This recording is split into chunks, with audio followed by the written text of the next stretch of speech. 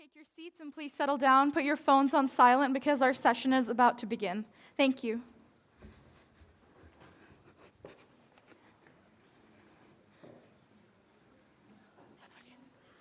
Sure, perfect.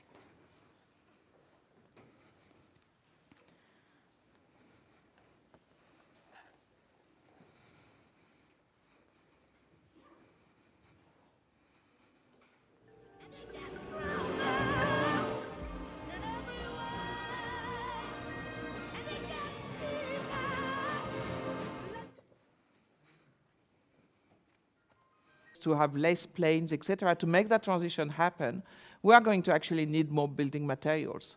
And it's going to be critical, going back to my 2.3 planet, you said 2.5, but I don't think there is any point to debate what the number is, but it's going to be critical to do it in a decarbonized way, so I think we just have to do it. Okay, well, thank you. And shareholders are asking for it as well, by the way. Okay, well, thank you. Does the other panelists have to add anything to that? Ms. Marty, maybe? Well, I wondered there might be some more clothing or outdoor or mammoth-related questions.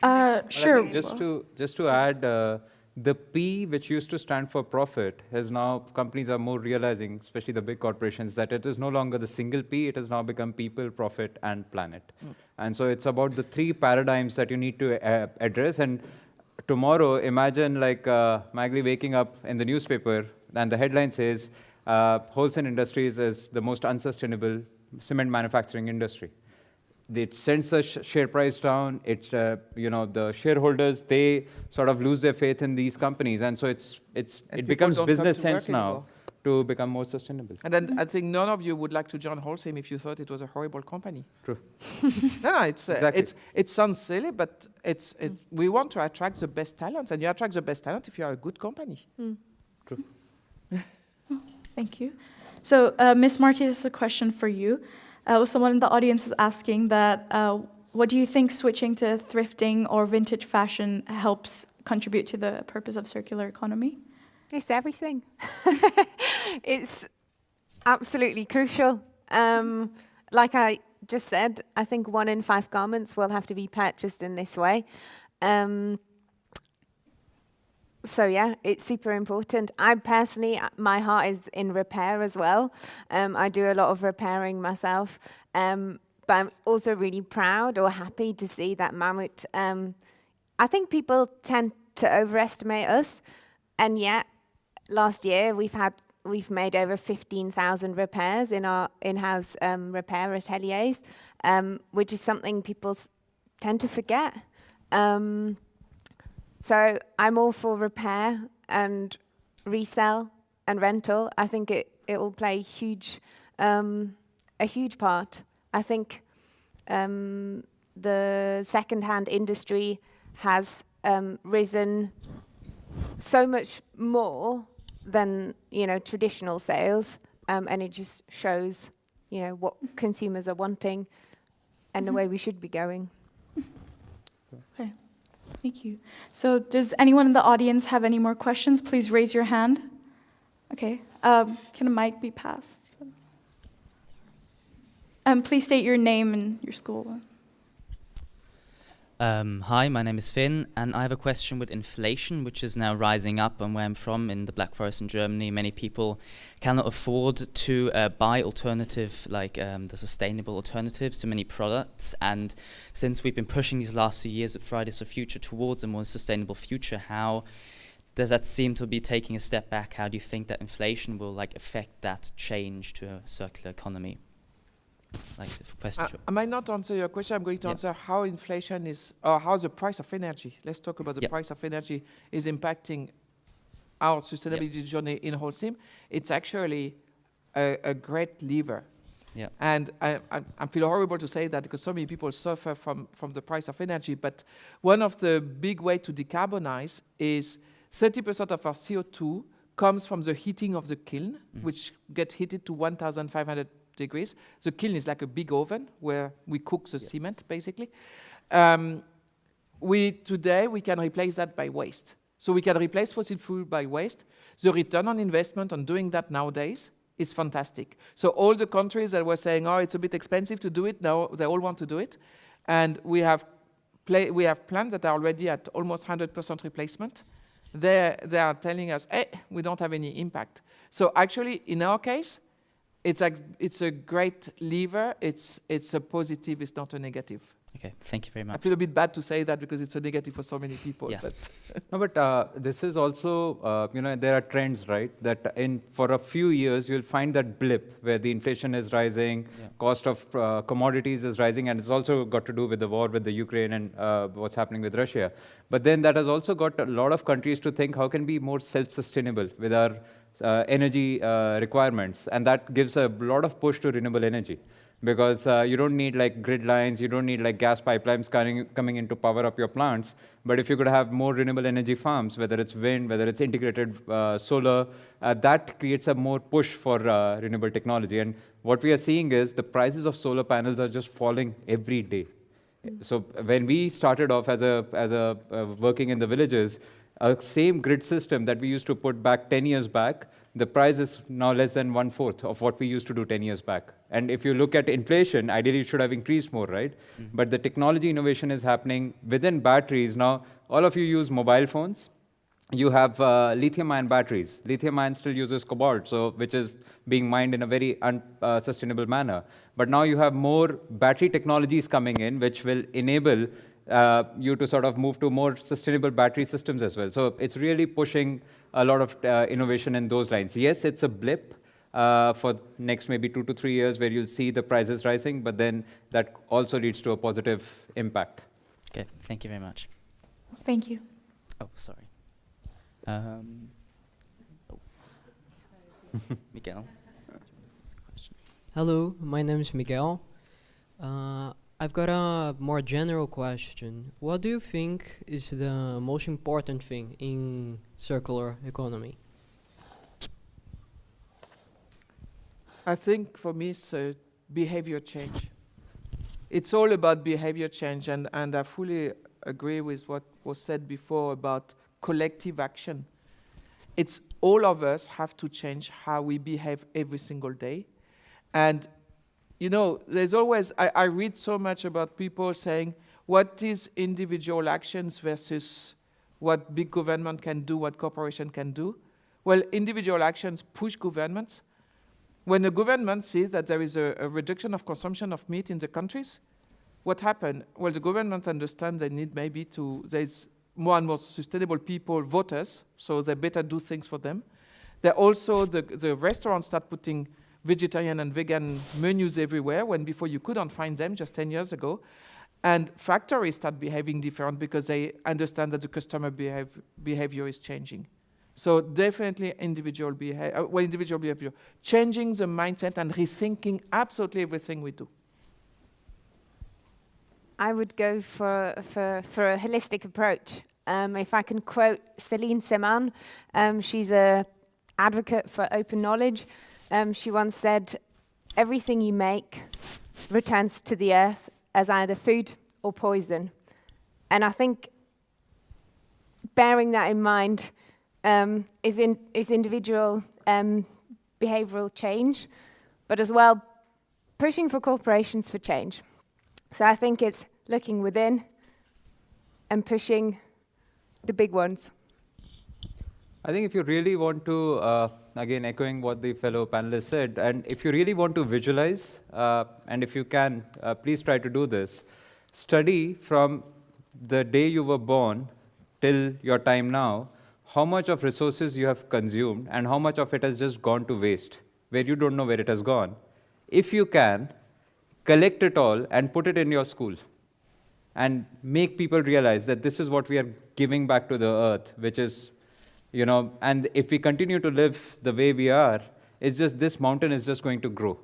And so what can the choices that you take now for it, and consumer behavior is a great way to get companies to change. For example, if all of you decide that you're no longer part of the fast fashion industry where you want to buy new clothing every 6 months or a year, companies like H&M and Zara, they'll have to change their models because currently it's all fast fashion. They bring out a new design, people want to buy it, they lap it up, they get more products in, their sales are increasing. But suddenly, if you start demanding change, if you don't buy, then their sales start hitting, and they'll then have to reinvent the way that they are pushing products out. It's not that they are bad companies, but it's about currently their business is running because the consumers demand something that is not sustainable. The moment consumers start demanding something that's sustainable, companies have to change. It's always a push and pull. No, thank you. I completely agree with all three of you, especially about the vegetarianism thing, because I'm vegetarian, and when I came here, I couldn't find anything. So now there's like a lot of change in the world. So I think one of the most popular questions that our audience had was, how can our school and the youth be motivated to bring about change, especially regarding circular economy and more sustainability? Demand more. All of what we just said. Yeah, yeah. Exactly. I think demand more from the places that you buy or interact, and ask for better products or You know, I think it's a difficult question because we like to say that the young generation is going to save us, but it also put a huge pressure on the young generation. It's kind of say, hey, I don't need to do anything because you guys are coming and you are going to do it. So we need to be a bit careful with that. We shouldn't dismiss our own responsibilities. And I think in my job, I certainly have more power than you do. But I sometimes consider myself, more power to make changes. However, I consider myself as an internal activist. And what helps me is the external activist who comes and tells the companies, as we were just saying, changing the behavior. That makes companies change. So we need to work together, and you have an incredible power in your hand to make those changes and back people with you via this forum, via network, via whatever else you do to engage people, to make that big shift that will force the companies to change. But I don't want to put that pressure either, because I'm very aware of the amount of eco-anxieties that exist in young people, and I think we need to be very careful with that as well. Definitely. Yeah.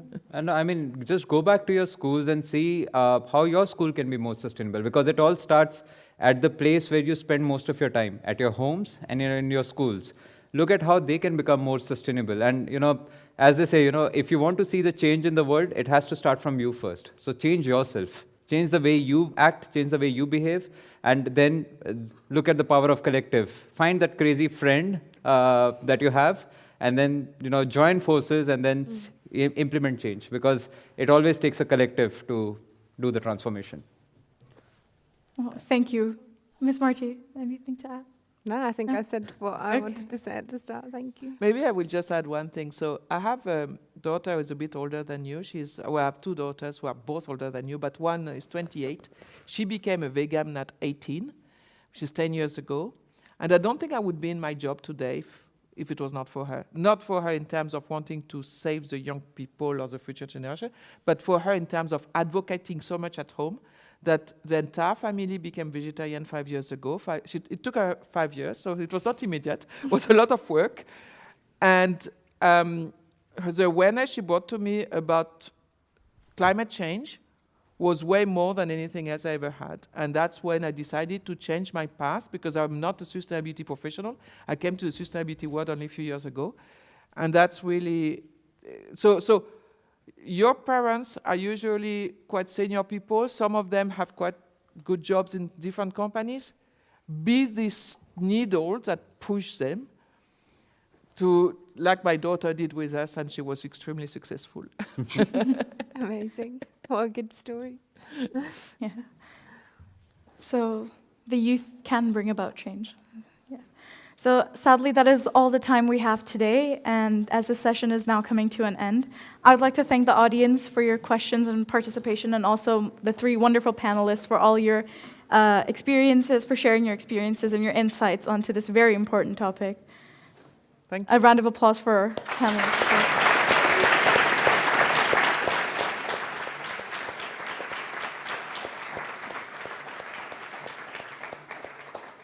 I would ask that you all now begin your transition to session number 3, which will begin at 10:45 a.m. And if you have any questions for the panelists, please feel free to make your way to the stage.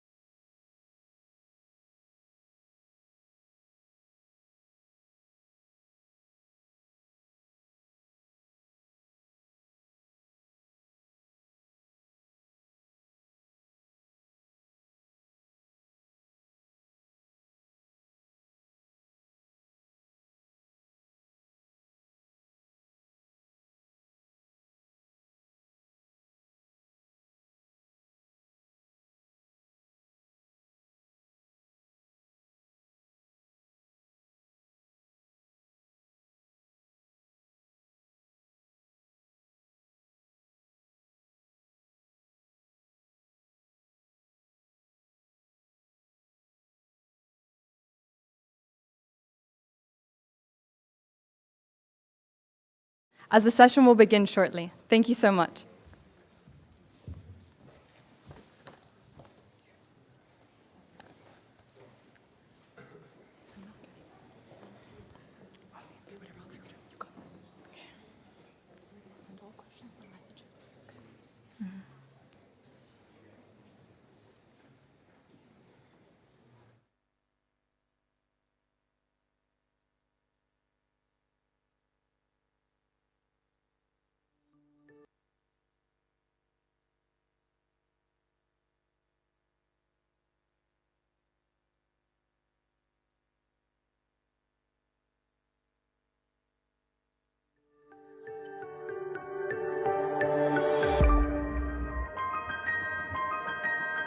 We are facing a very well-organized criminal enterprise. Consumers don't even know that they are buying fake products.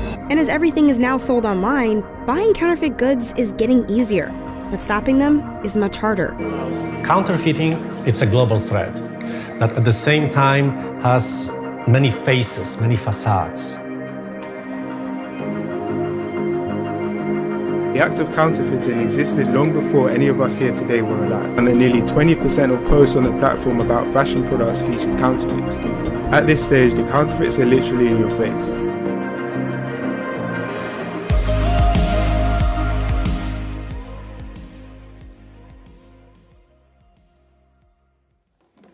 Hi everyone, my name is Nisha Joshi and I'm a 12th grade student here at ISADEL and a lead student organizer of the Youth Forum Switzerland.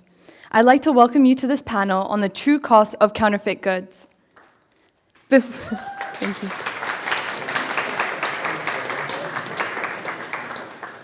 Before we begin, I'd like to start off by asking you for your honesty.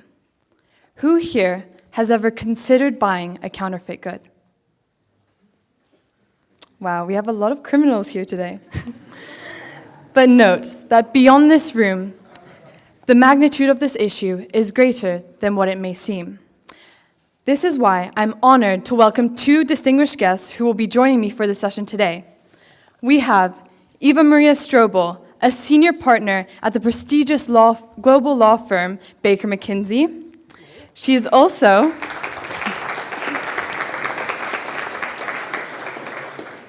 also an active member of INTA's Unreal campaign, a company that aims to strengthen anti-counterfeiting laws.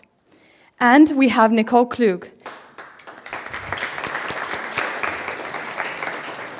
the senior global team lead of the intellectual property department of Hugo Boss.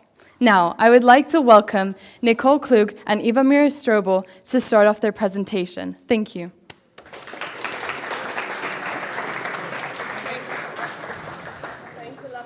For the introduction, and thanks a lot for all of you to be here and to join us today for the discussion about the true cost of counterfeit goods, which is a complex problem around the world. And it impacts, as we will see, all of the SDGs. Nicole is representing a well-known brand. I'm here in my capacity as a trademark attorney, but also, as Nisha said, as a representative of INTA, the International Trademark Association. And we will discuss with you how the cost of counterfeit goods and what the brands and organizations like INTA are doing to protect trademarks and also to protect you, the consumers. Right.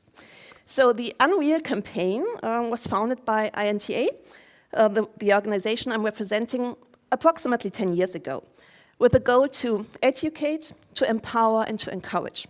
To educate you, teenagers, young adults, about what trademarks and counterfeit goods are, to empower you to make smart purchasing decisions, and to encourage you to purchase genuine goods and not counterfeits. And before we come to the why, let's briefly look at the what. So what is a trademark? The legal definition is that a trademark is any word, or sign, or symbol, device, which identifies and distinguishes the source, so the origin of goods or products of one company from the other. So it can be a word, Big Mac or Hugo Boss. It can be a logo, right? So this, you know, it's not TikTok, it's Instagram. It can also be a form. This cylindric form, maybe not by itself, but maybe in combination with the colors, gold and black. I don't know whether your generation knows what this is, but that's the Duracell battery. And I'm saying a color combination because it's not only a word or a symbol or a logo.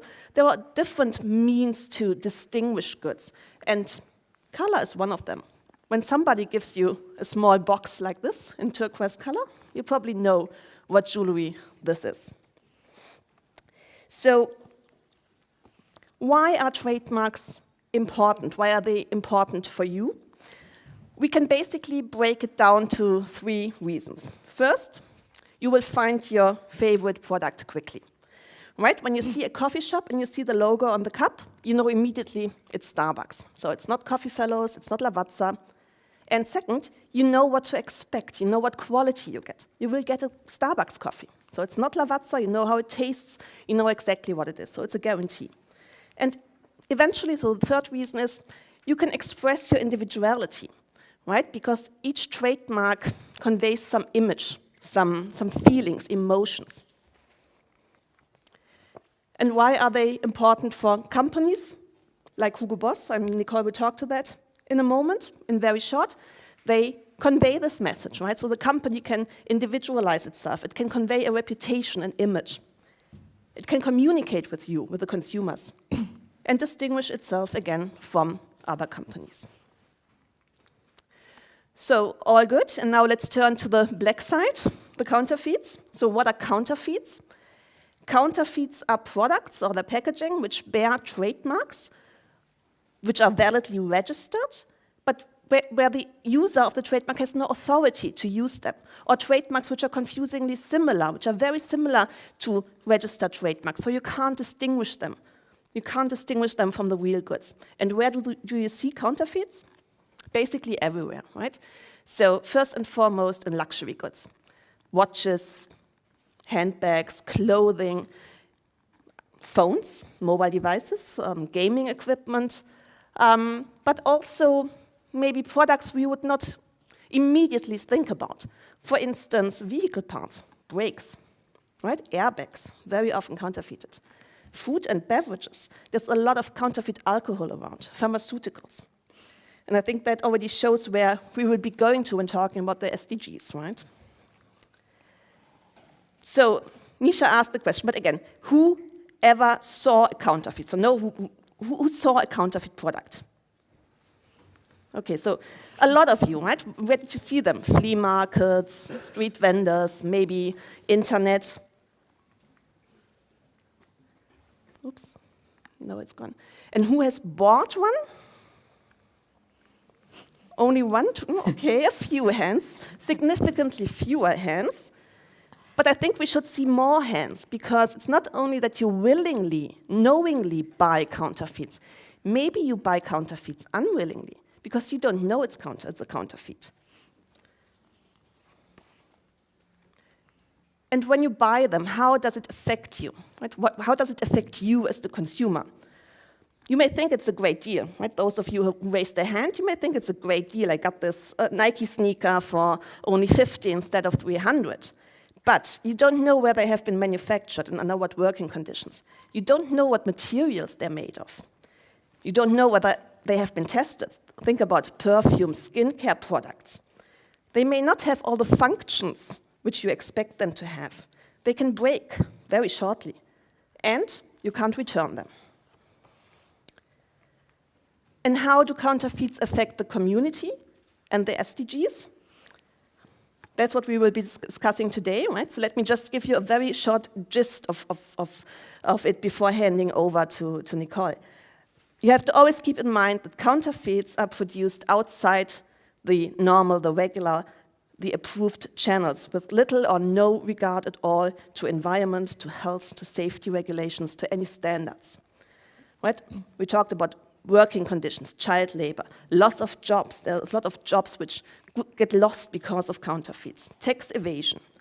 Right? Counterfeits pose a real risk to long-term economic growth, to consumer health, to livelihoods, to the environment. So eventually, they literally impact all of the SDGs.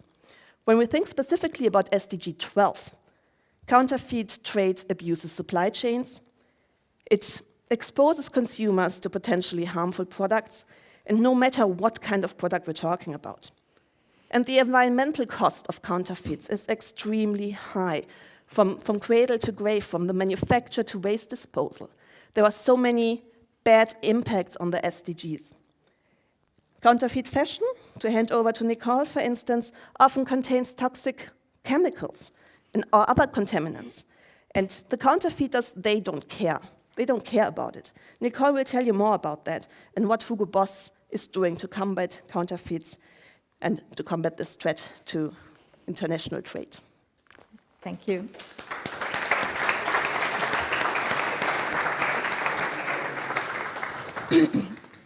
So, my name is Nicole Klug. I'm working for Hugo Boss now since 18 years in the field of brand protection. I started in the headquarters in Metzingen and working now since 14 years very close by here in Zug in our office, where we have about 100 people based there. So my department is handling everything around trademarks, or this is the starting point, the trademarks. And then with the trademarks, or we have to defend our trademarks because it's a unique thing where we spend a lot of money into it. We have a lot of employees, so we need to defend our trademarks. A whole team of 9 people are working on it globally. So, first question, is IP crime typical activity of organized crime? What do you think? Yeah, definitely are. So, yeah, of course are. We have different definitions of this crime, or we have the financial crime, or where money get lost, cybercrime, white-collar crime, corruption, drug trafficking, human trafficking. So a lot of violations where we want to speak later about it as well. So maybe I give you a little bit insight of our company. So we have around 10,000 or more than 10,000 active trademarks in place globally. So means we apply in each country for trademarks, for Boss, for Hugo. We have the 2 brand strategy now, and also for Hugo Boss as a company name. We have around 5,615 active oppositions against third-party trademarks, which are similar to ours, but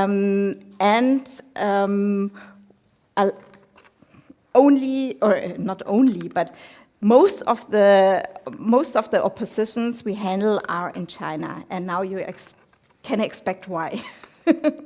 Because China is one of the biggest markets for us where counterfeits will be produced, besides Turkey and Bangladesh nowadays.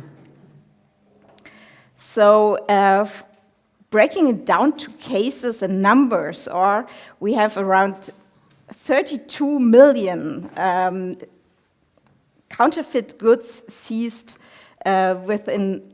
from 21 to 22.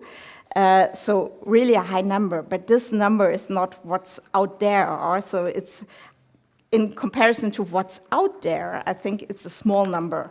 So we have different actions going on. So to find these counterfeit goods online, or we have online providers who are helping us, or to find the online infringements. We also have active applications in place at customs borders and cooperations with police.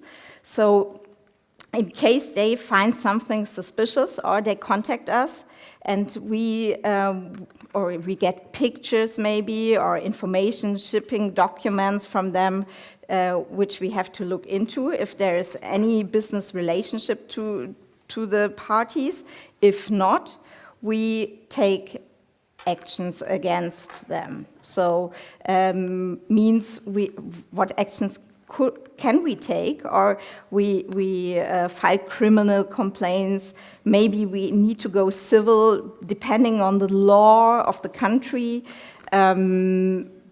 Then, as I mentioned, we are working with different organizations together to fight against counterfeits, like INTA or IACC in the US and UNIFAB in France. So there are different organizations besides the law enforcement, like the police and the customs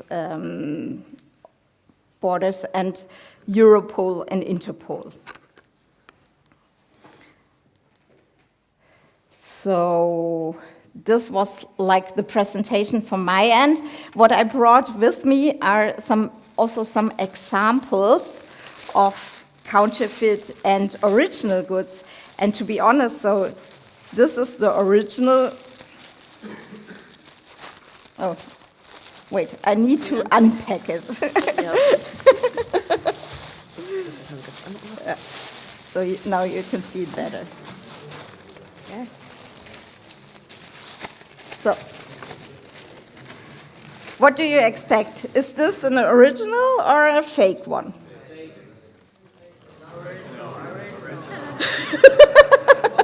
Okay.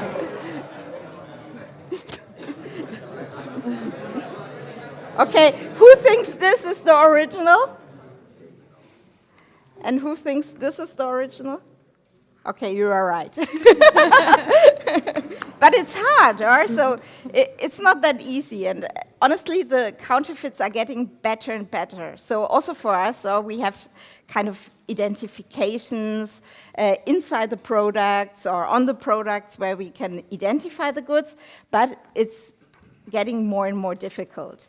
And especially when you buy it online, or so you have other pictures, so they stealing our pictures from our website, put them on their websites and sell the goods. And if you're lucky, you get goods. If you're lucky, you get maybe the goods of the brand you bought. If you're unlucky, you don't get anything. Your money is gone. So yeah, it's getting more and more difficult, especially online. Okay. Thank you.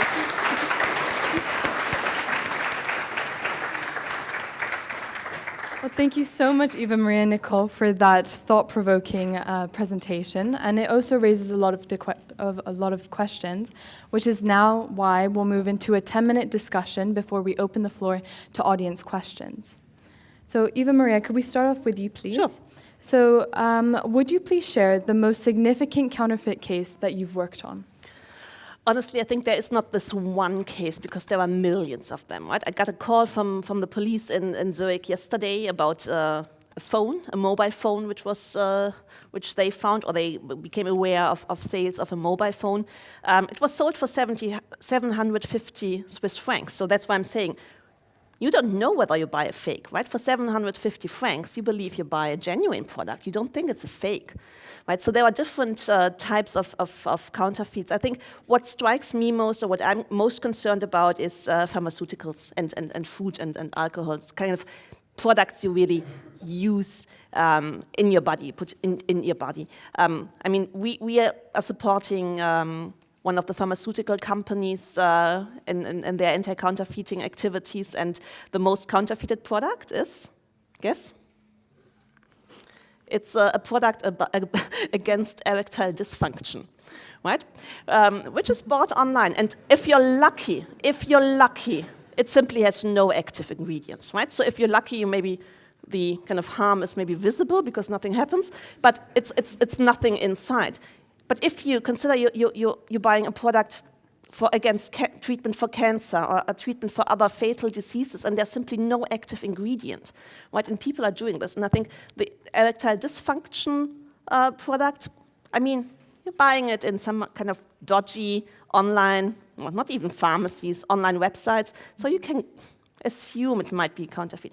when you're buying a counterfeit cancer product, you know, in a pharmacy, I mean, this is criminal, this is organized crime. It's really a completely different stage and a different, let's say, criminal energy which is behind. There's, you know, those criminals, they collect, for example, they collect packaging in hospitals. So they collect packaging of genuine products in hospitals. They bribe hospital employees to give it to them, and then they reuse it with fake products, no ingredients, right? And I think that's what's most concerning for me. Yeah, and I think you raise a good point there, because we don't really think about the range of counterfeit goods, because obviously there's clothing, but then it can range all the way to pharmaceuticals. So that's an interesting as I said, point. brakes, right?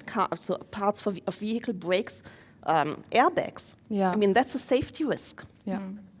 But also for clothing, or we have the toxic problem here, or so we shouldn't forget about it, or so.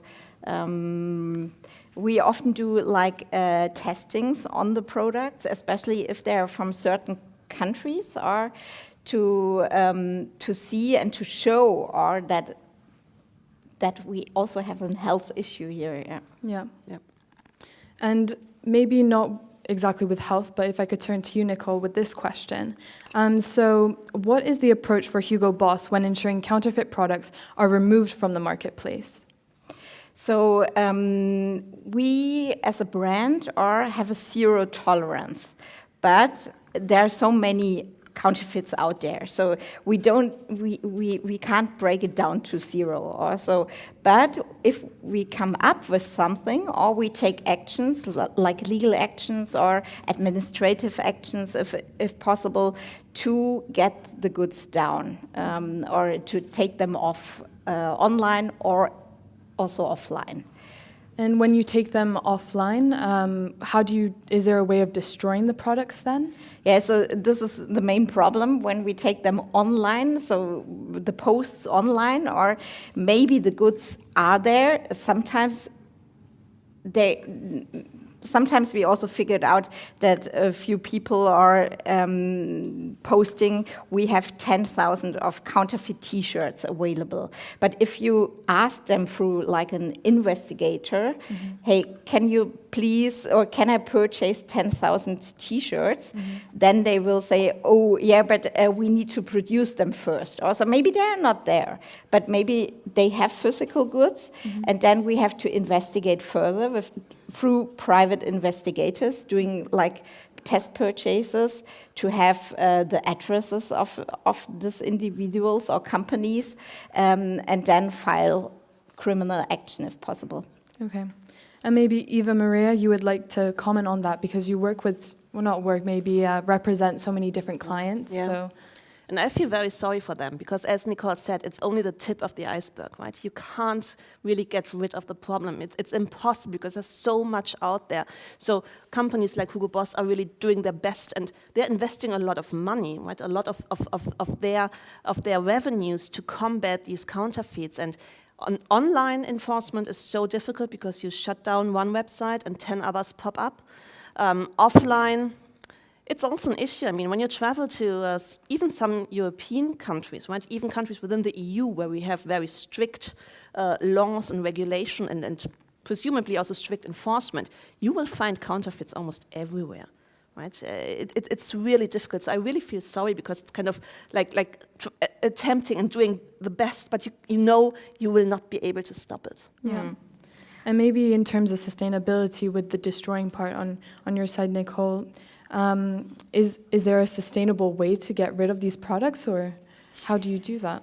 So it depends on the countries. So first, due to law, the goods are not in our hands, because we haven't produced them. Yeah. So they are belonging to the states then, and they have to decide how they destroy the goods.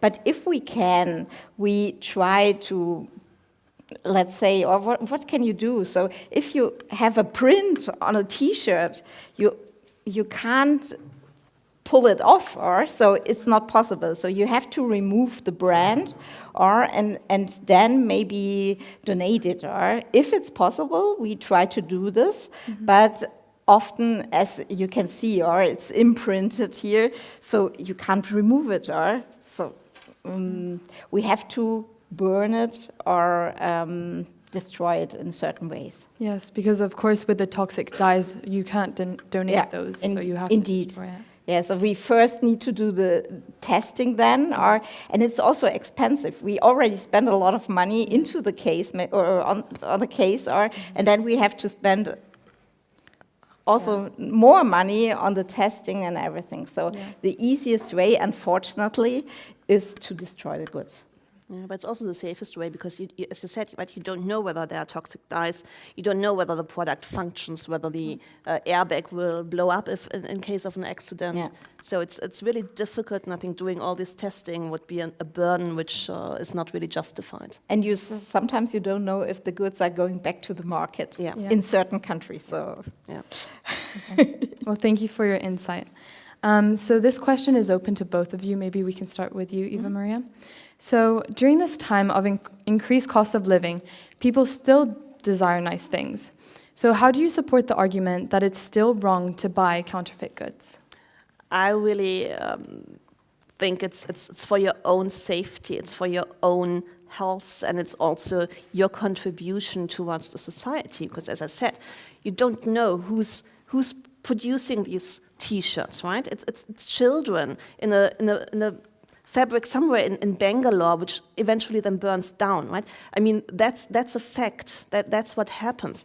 And you always have to think about you're supporting a criminal organization, and that's something nobody should do just for because you're yielding for a new Nike or Hugo Boss or I don't know, Louis Vuitton bag, right? That's simply not worth it. I think it's our responsibility, each of ours responsibility. Yeah. And Nicole, would you like to add to that? Yeah, so Eva Maria already answered perfectly. So, but company-wise, or I would.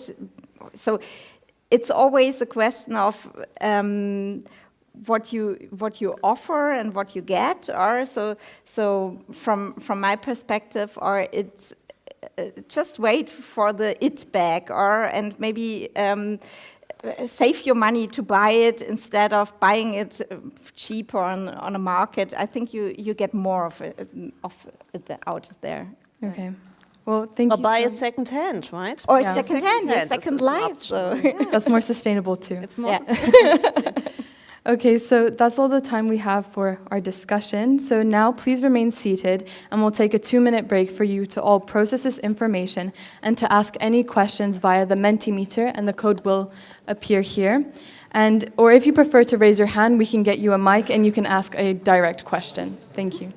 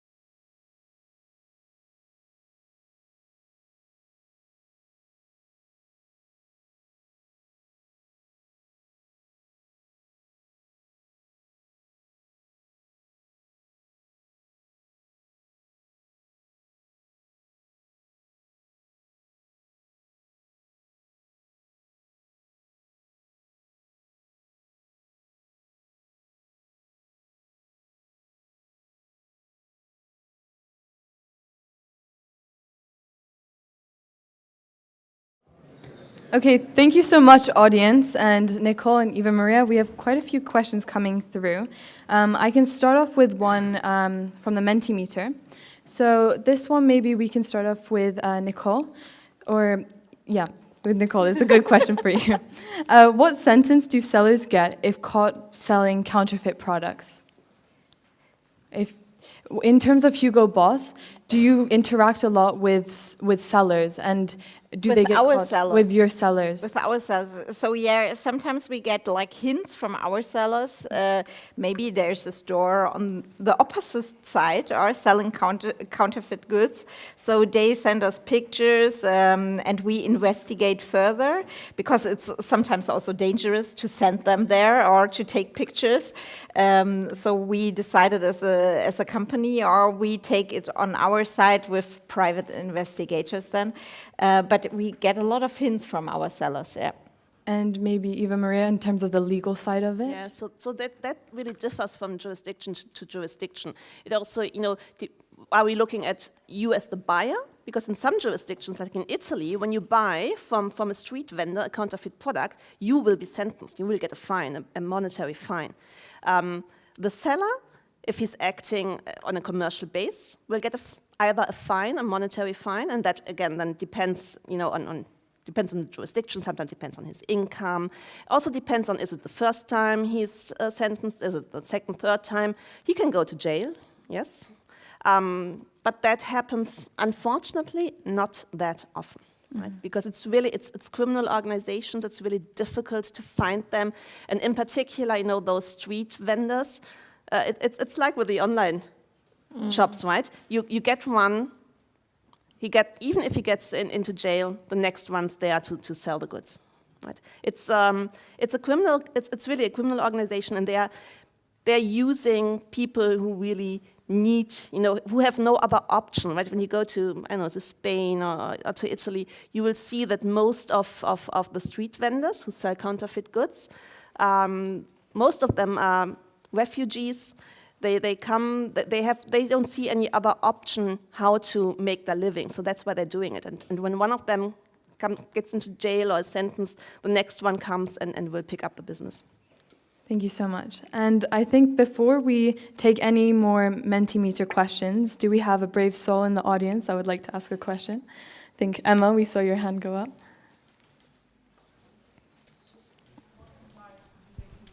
To distinguish between a counterfeit good and the actual product itself. Sorry, what was the question? Sorry, again, please. What advice would you give consumers when trying to distinguish between a counterfeit product and the actual product itself? That's very difficult, because of course it depends a lot on the product, right? And price is an indicator, right? So if something is sold significantly under the usual purchase price, it's not a good deal. It's a counterfeit in most of the instances, right? So price is a very good indication. When we talk about clothes, maybe Nicole can tell more about that, but I told Nisha before, sometimes when you open a bag of a counterfeit product, you smell it, right? You immediately smell it's counterfeit, because there's a very strange and a very, very strict smell. When you touch the product, you can see the sauce. It's not suit and steaks. It's the fabric is maybe thinner, right? There are many different indicators depending on the product, but I think for you as a consumer, price is the initial one. And when you buy online, check the website, right? Are there misspellings on the website? Is the seller identified on the website? Do you know where the goods are coming from, where they are shipped from, right? So I think online it's easier, but as I said, right, yesterday, the call, it was an online sale, but for 750 francs, you would assume it's genuine. Maybe it's 100 francs, 200 francs cheaper than the original one, but it's difficult to distinguish that, because as Nicole said, the images used online are often images from the brand manufacturer, so they take Hugo Boss images and put them on their websites. So from the images, you can't really distinguish. So online purchases are always very, very dangerous. I would simply recommend not to buy from any online stores which appear to be dodgy in any way. Yeah. And that's some good advice. And to add on here from a brand side also, we don't really educate the end consumers. We educate like law enforcement. We do trainings on our products to identify original from counterfeit products. We going out to them, having trainings with them, teach them how they could identify easily originals and counterfeits. And consumer-wise, we have currently going on a project where you can find like a barcode on our products, scan it, and get the information it's counterfeit or genuine. So, but this is a project. Yeah, but that's what many brands are doing. So, for instance, Moncler, I think Moncler, they also have like a barcode you can scan, and then there are unique identifiers which will immediately tell you whether the product is genuine or not. So there's a lot of technology which came up in the past, let's say 5, 6, 7 years, which can be used, can be scaled, right? Because the problem is, of course, for a T-shirt, how many T-shirts do you produce? I don't know, right? How can you mark all of them with an unique identifier? But there's technology coming up, so hopefully in the future it will be more easy to identify counterfeits. But I think right now it's really difficult. And when you think about kind of breaks, etc., I mean that's nothing you can identify, but you're not buying them. But also for the barcodes, or you can also copy them. So it's like a decision the company needs to take. Do they really want to implement something or not? So, but it would help us on a daily basis, honestly, to identify goods, because sometimes it's hard so if I get pictures, if I don't really see and feel it, so it's hard for me to identify the counterfeits from the originals sometimes. Okay, thank you so much for your question. Do we have any more audience questions? In the back, April? What should we as consumers do if we accidentally purchase a counterfeit good and or find a website that obviously is selling counterfeit goods?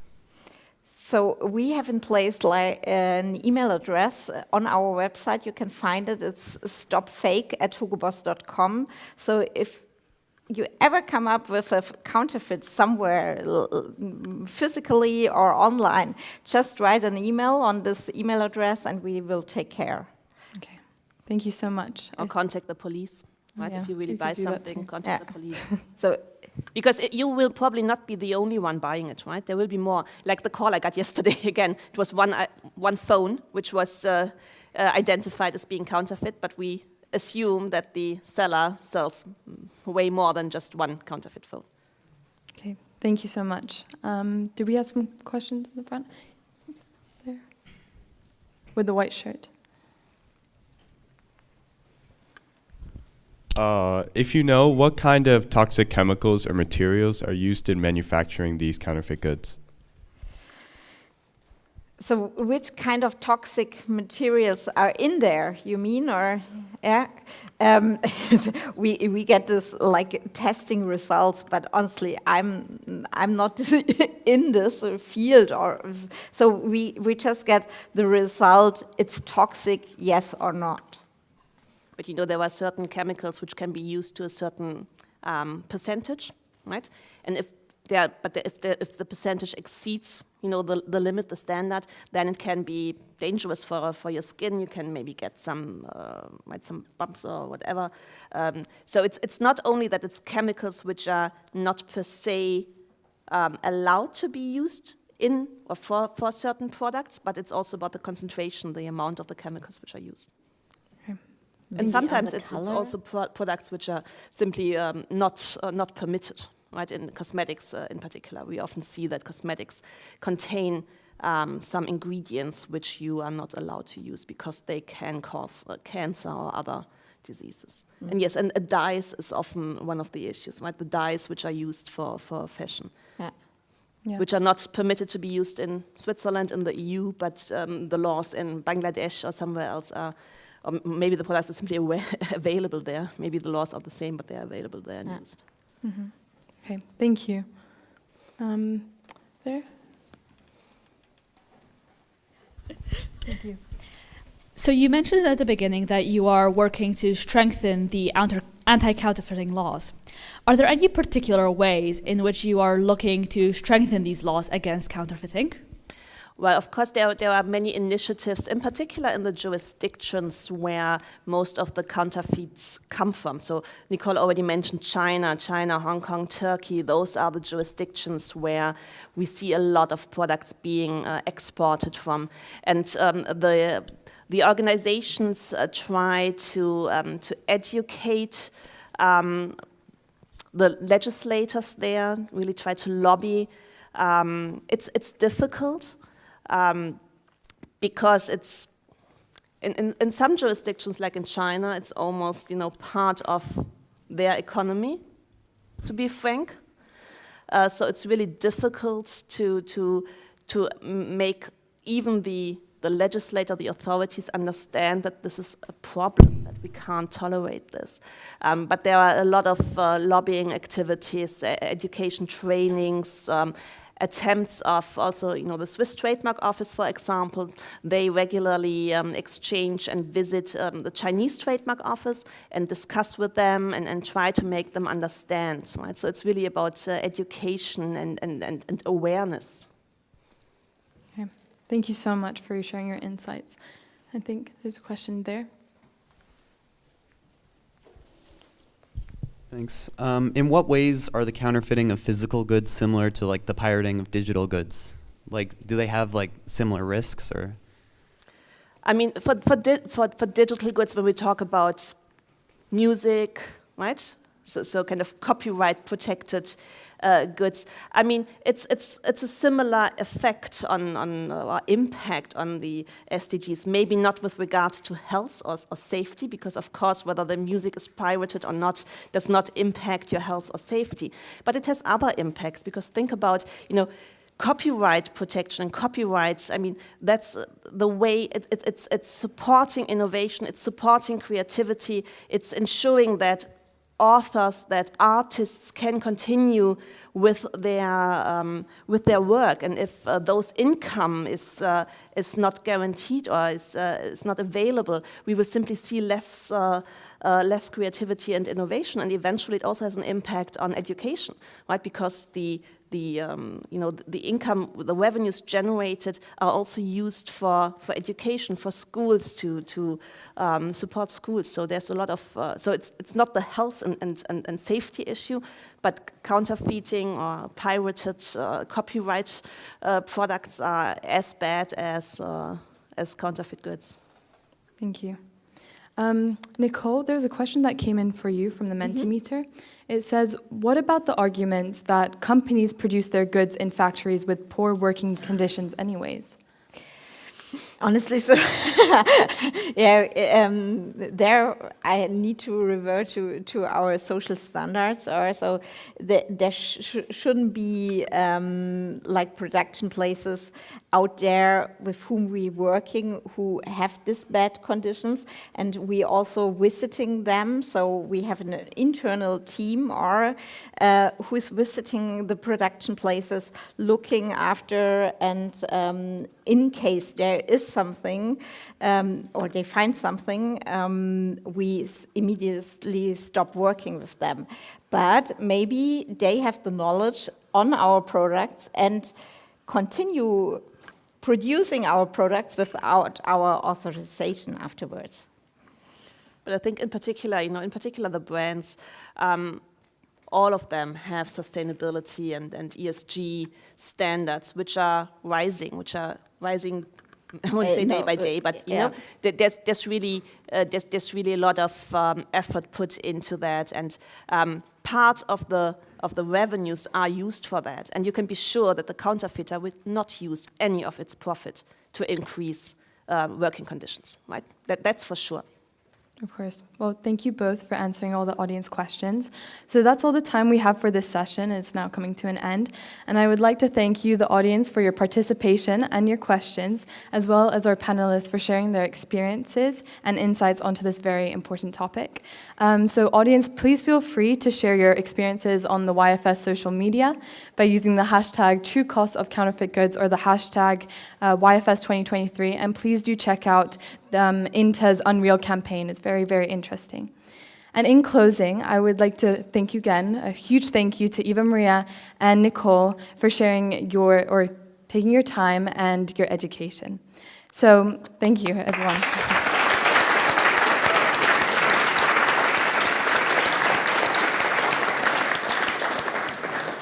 Now I'd like you all to begin your transition to session 4. It will begin at 11:45, and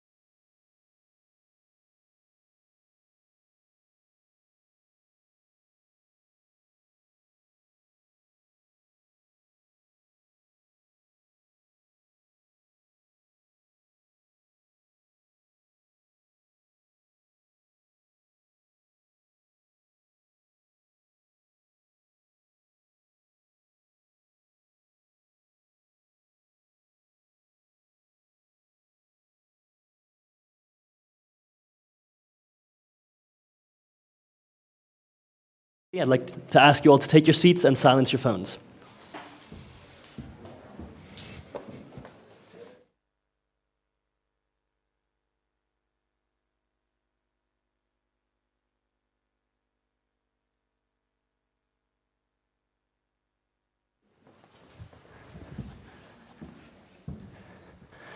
On Earth, there are few places that are as remote as the poles of our planet. Frigid temperatures, adverse weather, and a near complete lack of life serve to explain why humans generally tend to avoid these areas. However, today I will be having a discussion with someone who does not fit this norm. Someone who, at a very young age, not much older than you or I, students at IZL, traveled to 3 of these most inhospitable places, completing the so-called polar hat trick. Skiing unassisted at the age of only 14 to the North Pole, traversing across Greenland only a year later, and finally, in 2018, skiing unassisted to the South Pole across a completely new route. Ladies and gentlemen, it is my pleasure to introduce you to Jade Hameister.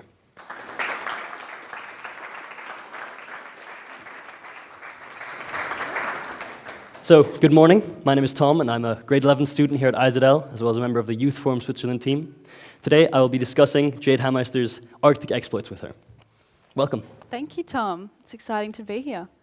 So firstly, I'd like to ask, what inspired you to travel to some of the cold places on Earth, especially at such a young age? It's a great question. I was born into a very adventurous family, so I think that's where it grew its roots. I grew up around, a dad who was off climbing mountains. He did the 7 summits, including Everest, and we were always, traveling, going on adventures as a family. So it was part of my nature growing up. When I was 12, we did an expedition to Everest Base Camp when my brother was 10 and I was 12. And I met an Icelandic lady called Villa, who was trying to reach the summit of Everest, and she'd done a trip to the South Pole solo previously, and I spent a lot of time with her, hearing her stories, and I was very inspired and wanted to start my own polar journey. When you first departed, what did you set out to achieve? Just to test yourself mentally and physically, or was there some other motivation? Yeah, the original plan was actually just to ski to the South Pole when I was 14, and then we did more research and worked out logistically that you had to be 16. So it was a little bit of a setback after we'd already started, training and organising for this expedition. And then we tried to work out what we would do in the meantime, and it turned out to be North Pole and Greenland as kind of preparation for South Pole when I turned 16. So you would say that the main preparation for your final expedition were your previous expeditions? In a sense, yes. Was there any specific training regime you followed, or was it just going on expeditions? Definitely. The training was very rigorous. I was training, 5-6 times a week. We were doing lots of strength training, so putting on muscle to be able to carry such heavy loads. And then we were also on the beach and in the bush pulling tires, car tires, as kind of, simulating what pulling a sled would feel like on the ice. And that's sort of the closest we got to in Australia. I didn't have much snow training other than the week that we spent in New Zealand to learn, polar travel skills. Could you describe an average day during one of your expeditions? Yes, sure. So we would start the day at about 6 a.m. and as soon as we woke up, we'd turn on the stove. We'd start reheating the water that we'd made the night before by melting snow. And then we would make breakfast, which would be, porridge and coffee or a chai or some instant powder. And then pack up camp, fill our sleds with everything to carry for the day. We were on the move for 8 to 10 hours, 20-25 kilometres daily. We'd take rest breaks every hour, but it's kind of a sip of water and a bite of something to eat, lunch in the middle of the day, and then we'd set up camp, dig out snow to then melt when we got in the tent to make water. And then, in bed about 10 o'clock, I think. I'd write in my journal every night and then sleep, wake up the next morning and do it all again. What would you say were your 3 most important pieces of equipment? It's a good question. I mean, I did really value my journal at the end of each day. It was a good, release for me and to be able to process everything that I'd done and learnt during the day. And I still do that now. I don't know, I guess the stove was very important for food, and to be able to keep warm in the tent. Every time it was on in the tent, it was warm, and then as soon as you turned it off, it was freezing. And yeah, I guess my other piece of equipment that I value the most is my polar jacket. I think that is pretty special. It was with me on all 3 expeditions. Did you ever have doubt in your ability to complete any of your expeditions? Definitely, especially going into these trips not knowing how to ski. I wasn't born in Switzerland, I was born in Australia, and yeah, I mean, we learnt to ski the year before the North Pole expedition on this week in New Zealand, and it was very intimidating being a 13-year-old surrounded by New Zealand skiers who clearly knew what they were doing, and I did not know what I was doing. And I was setting out to, do these 3 big expeditions, so it was very intimidating, and I definitely questioned myself at that point. But I stuck true to my goal and pulled off the first trip, and then gave me a little bit more confidence and trained for the second one, and so on and so on. How did the isolation, obviously you were not completely alone, but the isolation from most humans impact your mental well-being? Yeah, I mean, we were pretty much alone with our thoughts every day for 8 to 10 hours. We would ski in single file because the conditions are too extreme to be able to ski next to someone and have a conversation. And then you stop at lunch and you kind of eat and drink, and that's it, because you don't want to be stuck in those conditions for long. But yeah, I mean, it's something you definitely have to adjust to, and it definitely took at least a week to get into that rhythm, and to lose the negative self-talk. But it's also a very rare and special experience, I think, that you don't get every day back at home, because there's so many distractions. So making the most of it and really enjoying just having no phone, no distraction. It's really special. How would you say the preparation for your expeditions and the expeditions themselves fit in with your schooling? You were still a student at the time, of course. Yeah, so thankfully all 3 expeditions fell over school holidays mostly, so it was really just training that would take up after school time, and away from homework. But I still, I managed to finish the 3 trips before my final year of high school, so it didn't affect how I finished school too much. But yeah, I was lucky that I had really supportive teachers and friends that worked with me to pull it off. So every journey, of course, has its ups and downs. Could you describe some of the worst hardships and most enjoyable moments of your 3 expeditions? Sure. I mean, there was lots of both. I think obviously the really extreme conditions made the whole experience very challenging. We had days where it was -50 with wind chill, and I think the hardest aspect of that for me was being a female in those environments, and being in a group with 4 other men who it was so easy for them to go to the toilet. But for me it was so much more challenging, and I ended up having my guide make a down skirt for me to protect from some of the wind when I need to go to the toilet, because I ended up with first stage frostbite on my thigh because it was just wind the whole time. So that was very challenging, and something that isn't really spoken about. And then I guess on the other side of the spectrum, one of the most special moments of the whole journey was this unexplored Kansas glacier in Antarctica, which made our expedition a new route to the South Pole, and to be able to experience a place that no human has been to before is mind-boggling, and to be able to set the pace for the team and be out front in those environments is incredible, and a complete privilege. And yeah, that would had to be my highlight of all 3. What would you say was your key takeaway from your time traveling? That's a good question. I mean, I learned so much about myself in those environments, and how I deal with pain and discomfort and how I can apply that now in my everyday life. But I guess I learnt too that, you know, I was inspired by another woman who, you know, inspired me to start my own journey, and I never pictured myself being able to, you know, inspire other young people. So I learnt that that was possible, and I learnt that I'm really passionate about that now, and so I continue to hopefully do that.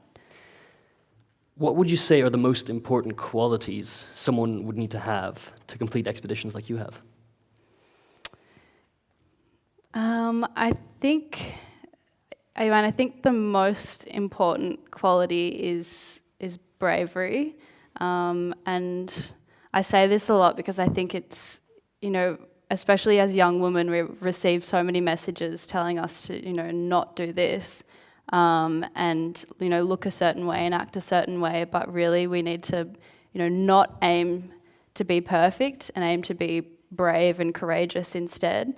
And I think to be able to pull something like this off, when you don't know how to ski going into it, you have to be brave, because if you aim to be perfect, you're set out for failure, because nobody's perfect. And I certainly wasn't when I set out, and I'm still not. But yeah, to be courageous and to, you know, accept that you will fail and you will make mistakes, but push through anyway. You mentioned in your keynote earlier, you worked with a variety of different people preparing and carrying out your expeditions. Would you say there was one person who specifically stood out as maybe a mentor or a main person you were working with? Yeah, I mean, I'd say definitely my biggest inspiration was Villa. She was kind of the reason for the biggest inspiration for the journey, and I'm still in contact with her now, which is really nice. But I have a really supportive group of friends at home and a really supportive family. My dad came with me on all 3 expeditions, so that made it a lot easier as a, 13, 14, 15-year-old girl, just having someone from home as support. But yeah, there's no way that I would have been able to do something like this without a support team like that.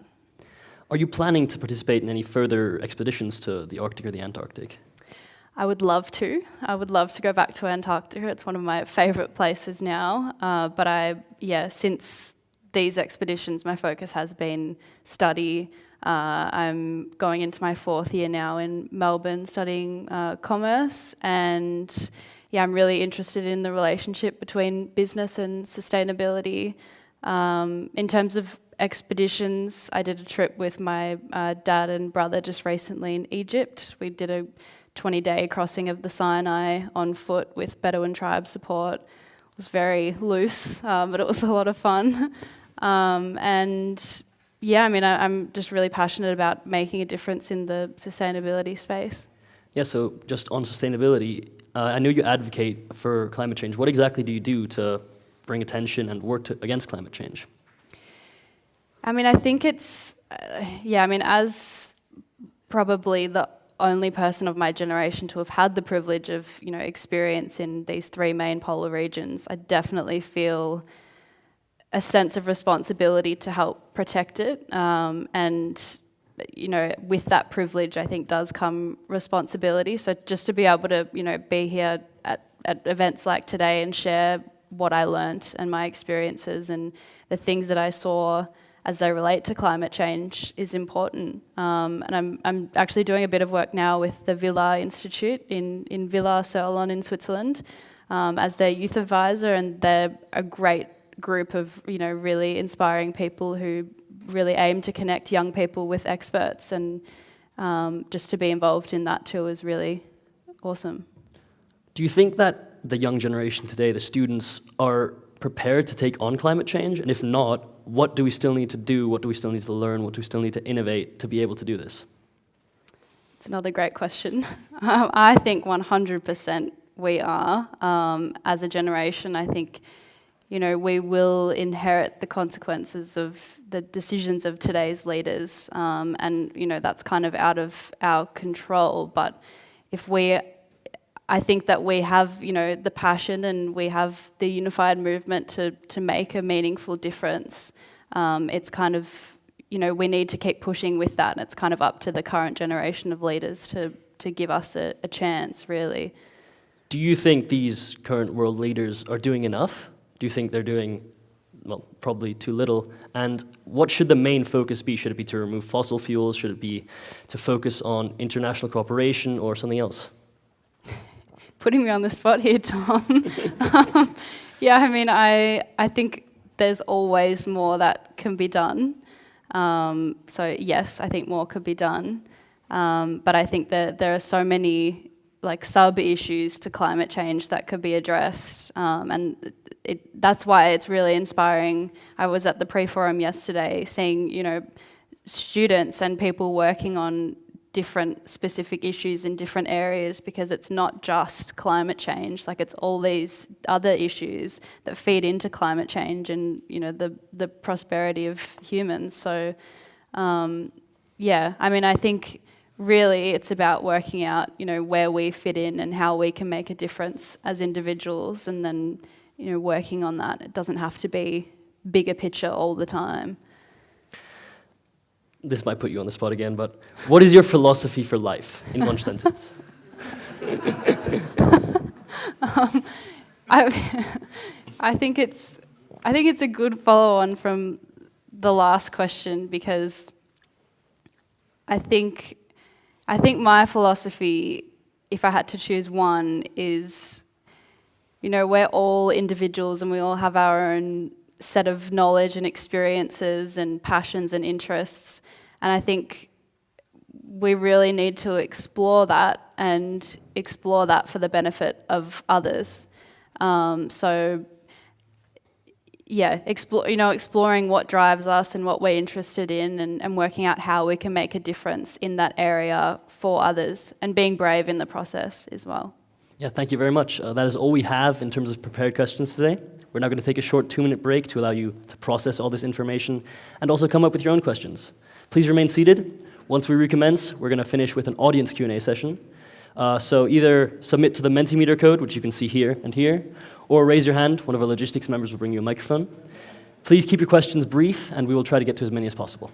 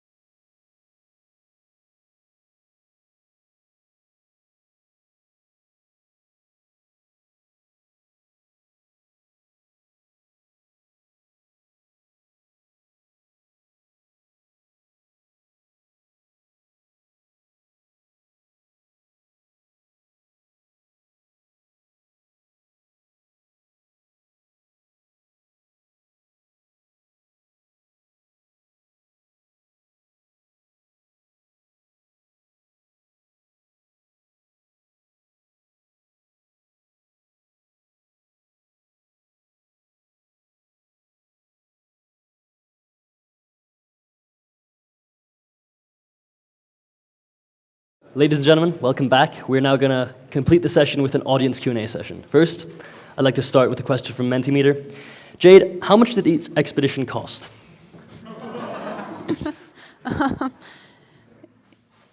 Yeah, I mean, I don't really know how to start that answer, but I was very privileged to have the opportunity to do these expeditions, I'll put it that way. And yeah, I mean, it took a lot of, obviously, coordination and logistics planning to work out, you know, how much each piece, or how much would go into each piece, and, you know, how to piece it together. There was, you know, years that went in. It didn't just happen in a day. But it was about, you know, finding sponsors for gear and other things. And I mean, I had a dad, as I said, who had climbed Everest, and they did a short documentary on that with Discovery Channel. So he had contacts at actually Nat Geo, and they sponsored some of the expedition. They did a feature-length documentary on my trips as well. So finding support from different organizations, yeah. If you had gotten sick or an accident had occurred during one of your expeditions, how would you have dealt with that? Yeah, usually it's an air rescue, so an air evacuation, but that again is dependent on weather conditions. Obviously, a helicopter can't fly in a blizzard, so it would be about, you know, setting up camp, probably, depending on how urgent it is, calling in for an evac. But thankfully, we didn't have to deal with that. So at this point, I'd like to ask, does anyone want to ask any questions in person? Yeah, can we get a microphone?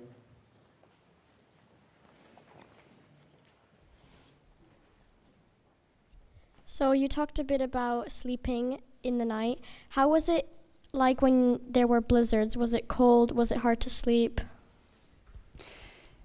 Definitely. Yeah, very extreme conditions on most days, really. I think when you're in the tent at night sleeping, or in a storm, I think the tent sort of flaps and makes heaps of noise, and that's challenging. But I think the most challenging part about sleeping was that it was 24-hour daylight. So, you know, you're in the tent, it's meant to be 10 o'clock at night, and the sun's like here. So it's confusing. We did have eye masks, so that helped. But yeah, something you definitely have to adjust to, sleeping in those conditions. Now another one from Mentimeter. What were the main home comforts that you missed during your expeditions? I think I actually made a list in my journal that filled like 3 pages at one point about things that I missed. And I mean, top of them were, you know, mum's home-cooked meals and a warm shower and my own bed, friends and family, my 2 dogs. Yeah, I mean, the classic examples. I think the first thing I ate when I got home was like a tub of ice cream. And it's like ironic because, you know, you're in these cold environments, but you don't have ice cream. How did it feel to, after your first expedition, after your last expedition, adjust again to normal life, going to school, meeting your friends? Yeah, I mean, it was a big adjustment going into these environments and being on these expeditions, but I think it was an even bigger adjustment coming back from those environments because, you know, you almost feel like you're on another planet in these environments, and then you come back and, you know, I was still at school, so I was back in a classroom, and to have, you know, such an eye-opening experience and then to be brought back into a classroom is really challenging. But I guess I just had to, you know, divert some of that passion and interest back into school, which took some time. But yeah, with the support of friends and family, I got there. What have your expeditions taught you about resiliency? A lot. Yeah, I mean, I guess to my talk this morning as well, I really didn't, I knew sort of how to suffer before that, but I didn't really. So I learned a lot about how, you know, I respond to pain and how, you know, I react to suffering. We had on the Greenland and South Pole expedition an ex-Special Forces soldier as the camera assistant come with us, Heath, and in those really challenging times I spent a lot of time with him sort of in my ear, giving me, you know, tips and mind tricks to deal with pain and suffering, like you're suffering, you shut your eyes and you just push for, minutes, or you think that you can't go any further and you need to stop, but you just push for another 30 seconds and you can, keep going, or you smile to trick yourself that you're actually, not suffering or in pain. And so that was really special to learn, how he has dealt with pain in the past and how I can apply it to expeditions in our daily life. With your father and you on expeditions, how did it feel for your mother and your brother to stay at home and obviously not be able to contact you for such extended periods of time? Yeah, I mean, ask my mum. I know that she definitely struggled, and it took a lot of convincing, more convincing than it took Dad, to go on these trips. But we did have a satellite phone with us, or a satellite modem, so I was calling home, at least once a day when I could, in the tent. So yeah, but I know that she did struggle, but again, she's extremely supportive, so she wouldn't have stopped me at all. How did you find the team to go with you, and what support did they offer you?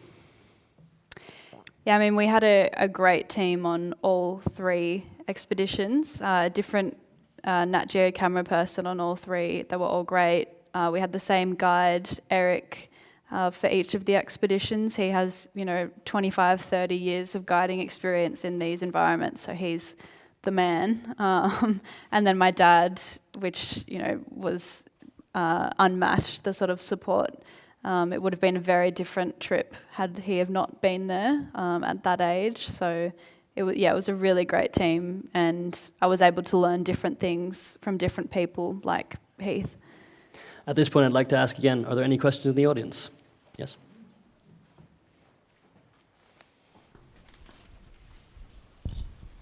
Going from an Australian summer, how was it going to those conditions? It's a good question.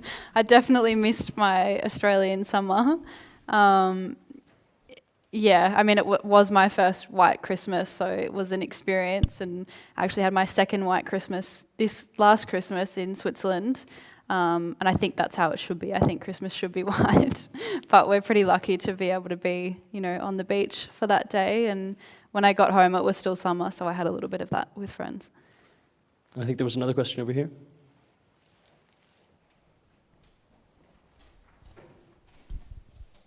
Would you recommend that others would take on challenges like your own or the ones that you experienced? If they want to. I mean, yeah, it was a very personal goal, and I think, that's what people should aspire to achieve, is their own personal goal, and it doesn't have to be, a trip to the South Pole. It could be to be, school captain, or to receive, such and such award, or to just, learn about a new topic. I think it's stay true to yourself and what you want to achieve. And now another question from Mentimeter. Did you apply any of your learnings from the expeditions in your school life and now studying at university? Yeah, I mean, I think definitely what I learned in terms of how I deal with challenges and how to be challenged. And, school is challenging and university is challenging. So to be able to, know how to push through and direct passion and knowledge, I think that definitely helped me in that way. Wait, let me check something. Yep. You obviously had your expedition to Everest. Would you say that was your hardest expedition, considering it was the first time you came into these cold conditions? Or would you say that your expedition to the South Pole, which was obviously through a completely new route, was harder?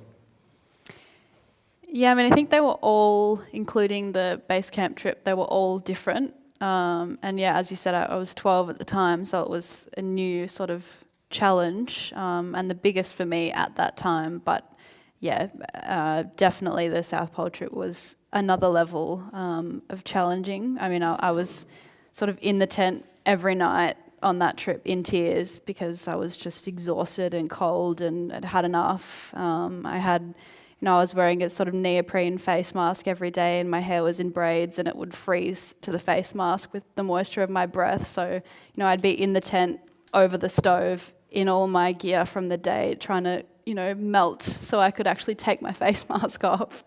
And it was really tough. Any more questions from the audience?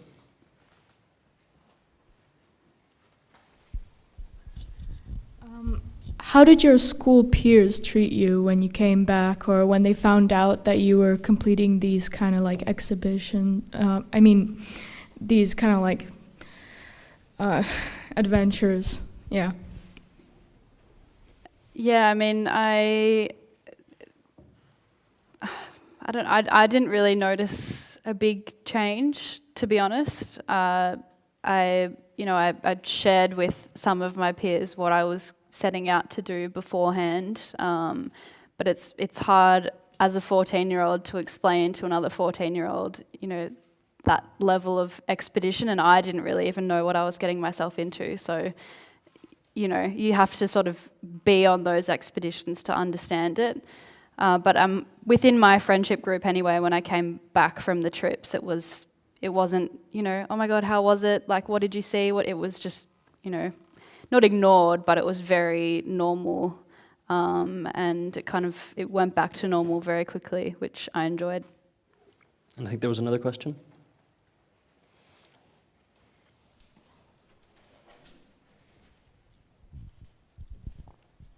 I was just wondering, since you obviously faced like a lot of harsh terrains and all the hardships that came with it, what motivates you to keep going every single day when you were out in Antarctica? It's a good question.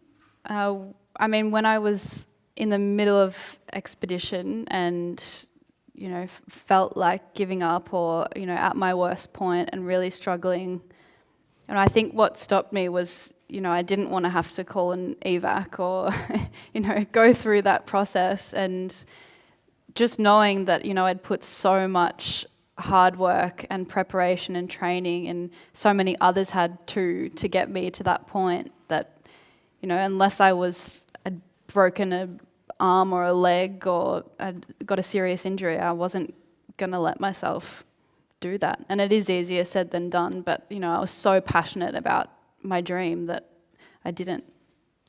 Now another question from our Mentimeter. Is there any other major experiences or travels or events that you want to partake in your life aside from these expeditions? Yeah,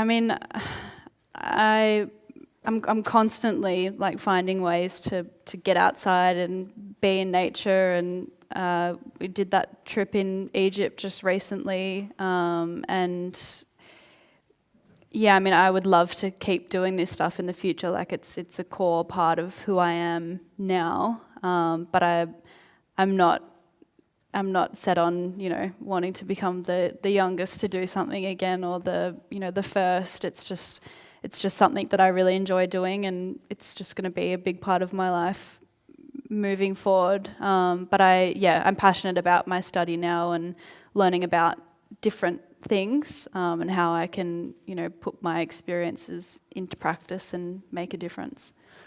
Do you ever have a hard time relating to other people your age because of the experiences you've had? Don't think so, no. I think, I definitely have had the privilege to have, other experiences and a new perspective, but I don't think that has changed, how I interact with my friends and my peers. As I said, it went sort of back to normal straight away when I got home, and it wasn't, a daily topic of conversation. So, if that answers your question. Do you feel that as a younger activist, you hold a greater responsibility in leading the change of the future? As opposed to an older? As opposed to an older person or someone who doesn't have as much fame as you do.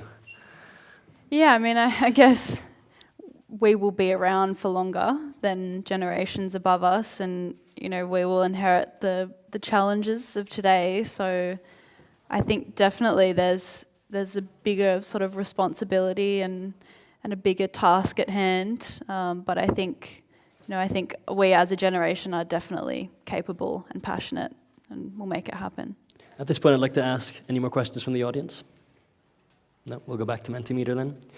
You mentioned you encountered polar bear tracks. Did you encounter any wildlife while on the expeditions? Yeah, I think so we crossed polar bear tracks on the way to the North Pole and in Greenland, and then the only other wildlife we saw, I think, were like maybe 2 birds in Greenland. I can't give you the name of the birds, but that was very weird to be sort of in the middle of the ice cap and, you know, a bird comes to say hello. But otherwise, you know, pretty much Antarctic is a desert, but otherwise it's a very hostile environment, so there isn't much else out there. Any more questions? Any last questions? It will be our last question if it is. No? Then that's all we have today. Ladies and gentlemen, I'd like to thank you. Oh, there is one? Oh, sorry, Miss Allen. My apologies. I was just wondering, on your expeditions, did you come across, because it's obviously very isolated in the areas that you were in, did you come across any impact that man had made that surprised you, that you thought shouldn't be there? Yeah, I mean, not direct impact, but definitely the impacts of you know, our actions warming those places. So in the Arctic, we had, you know, 2 weeks of delays before we could fly out because the floating sea ice kept breaking up, and that was unprecedented. They almost cancelled the season, and you know, they have in years post that trip. And then in Greenland, I'm not sure if you were there this morning, but we had all of that melt, and we had to carry our sleds, you know, a kilometre to actually find ice to start moving the sleds, and that was, you know, very new to everyone as well. So it's really scary, and you know, to be in the middle of the Greenland ice cap and to get rain is just like, what? Like, it's full on, and I think that's why I'm so passionate about it now, because I've seen it and I've experienced it, and it is quite concerning. Yeah. Ladies and gentlemen, that is the end of our panel today. We are running out of time. I'd like to thank you, the audience, for your participation and your questions. I'd like to thank my 2 co-panelists, Jason and Giovanni, who helped me organize this. And of course, I'd like to thank you, Jade, for sharing your extraordinary experiences and insights. Thank you, Tom.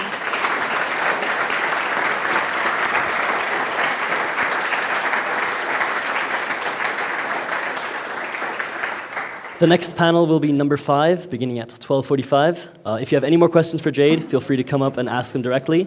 But I do encourage you to make it on time to your next session.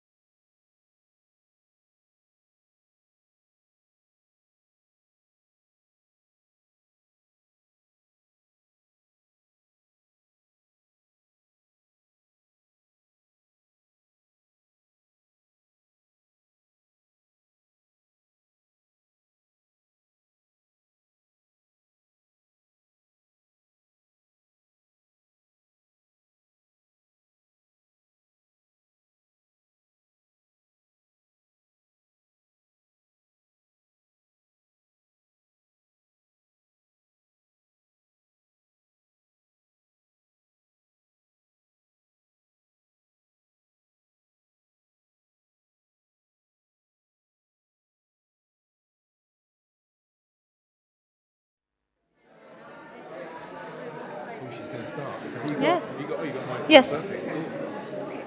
Thank you. Thank you.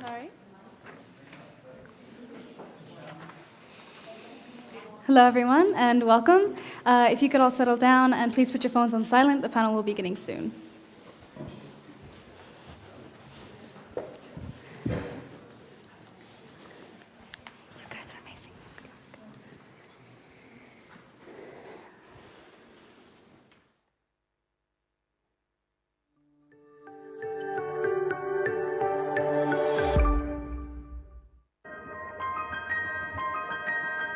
Russia invaded Ukraine, and the whole world changed. Russia set off a humanitarian catastrophe that has rippled around the world. And coming at the same time as the ongoing dispute between Italy and the NGO group Sea-Watch, there is intense pressure for a new approach. There needs to be an end to the toxicity of the political debate around what to do with refugees and migrants. We are a growing movement of millions around the world coming together to campaign for change. We ask ourselves, what can we change about the world?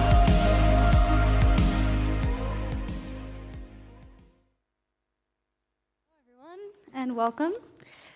I'm Zoe Smith, a senior at ISL, and I'd like to welcome you all to YFS 2023, and specifically our panel, Is Aid a Cure-All Solution? So as we all know, oh, no, please. Thank you. As we all know, humanitarian aid is life-saving. We've seen the disasters like the war in Ukraine, the earthquakes in Haiti, and floods in Bangladesh. But we also know that this is when organizations such as Save the Children, Red Cross, and Doctors Without Borders step up and take action. But here's what you don't know. Humanitarian aid can actually lead to unintended long-term consequences. But development aid does help in the long term. It helps populations become sustainable through projects such as projects building the foundational infrastructure and helping with water and sanitation systems. But aid still needs to change. It still needs to improve, and we can all help with that. Please welcome me in joining on stage Mary Main Fish-Tobin and Catherine McDonald.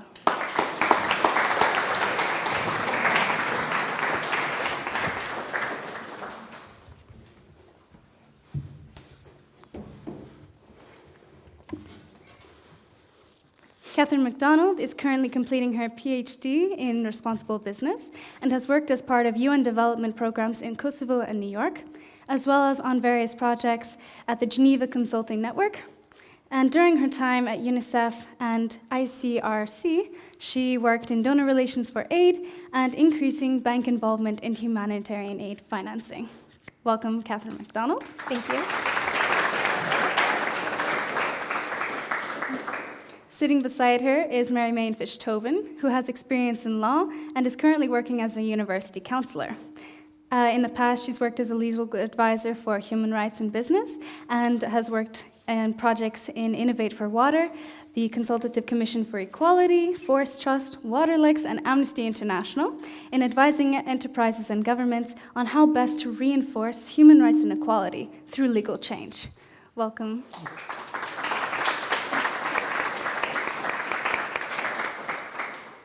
So, Catherine, I'd like to begin with you. We know that humanitarian aid is life-saving, but critics have revealed a lack of communication between aid agencies and those in need. What do you believe? Is this a real issue? So personally, I think it's really important to hear these voices, given that there are some critiques coming from different people on the ground, but also in other countries as well.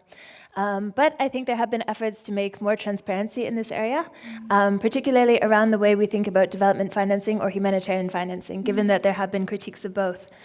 So one way is, for example, with impact bonds. There's a humanitarian impact bond by the International Committee of the Red Cross, and through this, they're trying to increase transparency by having the investors be rewarded or receive sort of a payment based on the results. And so having these accountability mechanisms based on results is really important for encouraging transparency in aid, whether humanitarian or development. And then also another thing is the importance of listening to local voices. So sometimes I think from this perspective, oftentimes there are concerns around aid organizations, whether development or humanitarian, being rather prescriptive in what they're doing and anticipating the population's needs. And one really important thing is to listen to local voices on the ground in order to ensure that the aid that's being given is actually appropriate for what they need. Yes, I see. You had mentioned before that you had a project in Jamaica that you were involved in at one point, and as a student that you went, and you had personal experience to see how it really was on the ground. So you think that this is truly the situation after having been somewhere to see what's happening on the ground? For sure. And so I think it's incredible, and thank you very much for the invitation today, because I think it's incredible to see this as a high school student, which I had the privilege to do. And I think it's incredible to be on the ground, to see different voices, different opinions, and also understand the impact that large organizations as well as grassroots organizations can make there. And given that the UN has recently released a report saying that in 2023, 1 in 23 people are estimated to need humanitarian or development aid. And this is a huge number if we think about things in perspective. And so given these concerns, I think it's all the more important that we try to listen to voices on the ground to understand how to best address these needs. And Ms. May and Fischthoven, are you in agreement with this such critical necessity? Of course I am, but at the same time, I'm a lawyer. I come from a legal background, and with Amnesty International, I've been a legal lobbyist since 2005. So first thing, I don't know if you know, but if you look at the most powerful groups and organizations in the world, in addition to governments, you have a huge amount of multinational corporations. Back in 2005, I was doing my studies in the University of Lausanne, and our law professor, he said something that I had really not even thought about, and that was the fact that companies were, in many cases, more powerful than the countries in which they operated. So I have a great difficulty with the fact that we have corporations in countries which are not working, and I think some change could come about in relation to that. In addition to listening to local voices, I think it's absolutely essential. And groups like Amnesty International, if somebody gets in touch with me and says, you know, there's a problem, I will immediately get in touch with Amnesty, who will immediately get in touch with the non-governmental organizations working in the country to see what is the best way of dealing with these kinds of problems. In relation to local voices, I also wanted to tell you, because you're all living here in Switzerland, I don't know if you know, 2 years ago, we had a big vote in Switzerland in relation to an initiative called the Responsible Business Initiative. And the initiative wanted to ensure that if corporations were working in other countries, and if they did something that was wrong, they should be brought back into Swiss courts. Because as the legal structure stands at the moment, a lot of companies are working in countries, and if human rights have been abused, they have nowhere to go, because maybe there's a lot of corruption or there are those kinds of problems. Here in Switzerland, 2 years ago, the people voted, 50.7% of the people voted that there should be legal responsibility and that the companies should be brought into courts here in Switzerland. Unfortunately, when you want to change to the constitution here, those of you that are studying that know you have to have a double majority. So the cantons and the people have to agree. So the local voice in Switzerland said, yes, we need legislation to ensure companies are responsible, Swiss companies. And here in the canton of Zug, we have a huge number of multinational corporations. Switzerland has the most multinational corporations per capita in the world. So it's extremely important that we now get to a stage where companies do what they need to do in the countries in which they operate, and therefore the countries will be able to operate. So it's not just governments. Governments, of course, have a responsibility, but it's also corporations that have to take their responsibility. And could you give a direct example of an enterprise in which this has happened, and maybe elaborate on kind of the impact from the people in need? Any of you who've been following this know it's happening all the time to many different corporations. At the moment, there's a lot of legislation coming through, which I'm going to talk about in a few minutes. But in the local papers recently, there was an article relating to the chief operating officer of a group, London Petroleum, who has been called back into the courts in Sweden as there was a lot of problems back in the 90s in Sudan. And the cause for the action relates to genocide.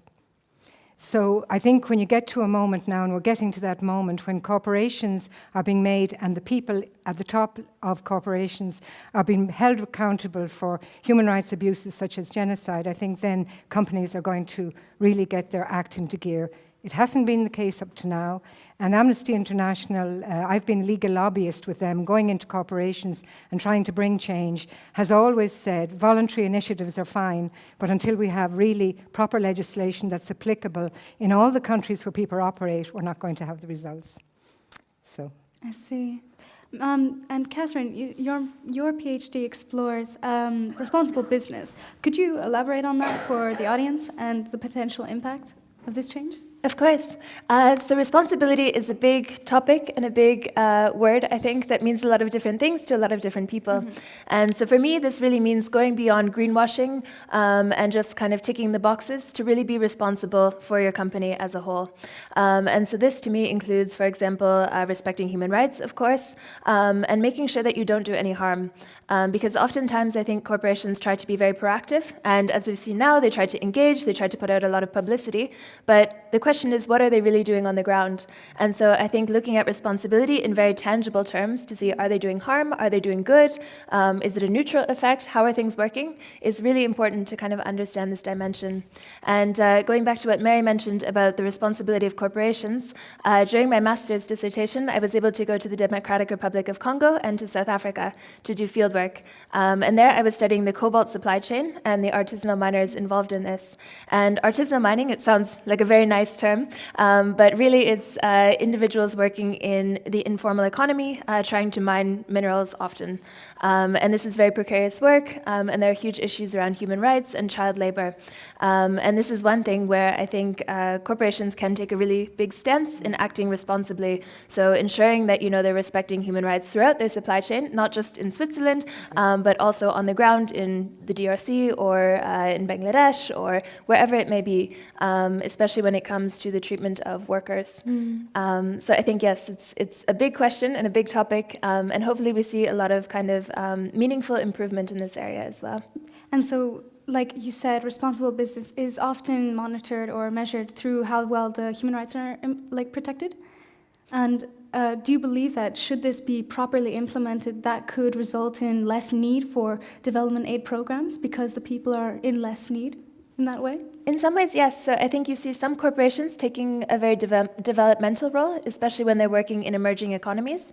But then it also comes to the question of, should corporations be doing this? And are they going too far? Are they creating damage? So I think it's a very delicate balance in finding footing there. But I think when it comes to respecting human rights, it's a really core tenet of responsibility. Also environmental protection, and I think thinking holistically and sustainably overall. So not thinking about the short-term profit, but actually thinking about the long-term and the impact you have on the people, on the ground, on the environment, and on society more broadly. I see. And Mary, from your experience, like you mentioned legislative changes and so on, with business and human rights, could you elaborate more on how this change is happening today? Yeah. So I began my work with Amnesty International in 2005. And just before I started with them, I was driving along, and I've always been totally fascinated by the whole balance of power between these different organizations and how it works globally. And I heard Kofi Annan, he was the UN Secretary for Human Rights. And on the radio, I remember exactly where I was, because, there are moments in your life you never forget. It's like these wake-up moments, And he called upon business to take responsibility. And I don't know if any of you are studying this, but he set up a thing called the UN Global Compact. And then he appointed a man called John Ruggie. And John Ruggie was the special representative on business and human rights. He came from Harvard. He just died last September. We all felt as if we almost lost a member of our family because he had done so much. He was involved in public policy. And he went around the world talking to companies and talking to governments and managed to persuade everyone to sign up. And the Human Rights Council brought it through in 2011 to the UN guiding principles. And these were guiding principles that basically put in place the structure of the world and what needed to be done. And it said to governments, there are 3 different pillars. Your job is to protect human rights. You as governments, most governments in the world, have signed up to all sorts of conventions. And in those conventions, you agreed to protect, and you're not doing it. I'm saying that. He didn't say that. So he said, okay, governments, you've got to protect human rights. But he said to corporations, and this had never really been said before, you have to respect human rights. That was the second pillar. And the third pillar was, he said to both governments and to corporations, you have to put in place the processes, the laws, the remedies in order to ensure that that happens. And that was an amazing moment in the world, because we didn't have anything like that, because there was no legislation going from country to country, particularly in relation to corporations. When a corporation is formed in any country, you have a personality, not like you guys have a personality, but you have what is called a legal personality. So you belong to a country. And if your country is not following what you're doing, it can be very destructive for the world. So that's where we are today. And thanks to John Ruggie and his work, bit by bit, countries started to put in place legislation. And they put in place in France the loi sur les diligences, following the companies, and it's having a huge, it's making a huge difference to the way corporations are working. French corporations are working globally. And little by little, other countries followed. And the UK put in place their policies in relation to slave labour. Then Holland followed. The German government, and I don't know where all you guys come from, but the German government have been very, very forward-looking in relation to how they work as a government among their departments. Because the one problem that governments have is not everybody agrees. So if you're in Switzerland, you know, you might have the Department of Foreign Affairs who thinks, yes, it's really important, the reputation of Switzerland in relation to how our corporations work. But the Department of the Economy, SECO, might be more worried about what the corporations in Switzerland feel like. So it's very important to know in governments which departments are involved in human rights discussions and how that works. So as a result of all of that, and that led to the Responsible Business Initiative here in Switzerland 2 years ago, and there's another one coming, because an initiative, I think 150,000 signatures have gone in again to Bern saying, we want you to do more, you're still not responsible.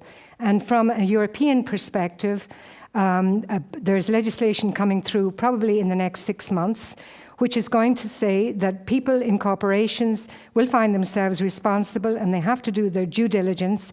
And this is going to change, I think, the way corporations act globally. And it's time, because corporations are so powerful and they could be such, I mean, I believe in the good of human beings. So I think people can really change things. I think you guys can change things. I think people in corporations can change things. We just have to have some courage. And today, you know, with what's happening with the Ukraine and with Russia, corporations are finding themselves in very difficult situations. This is not a black and white issue, you know, because corporations work, they're working with people and families, and then suddenly they find themselves in kind of situations we're in today. So it's extremely important that we catch a hold of this and change the way things are done.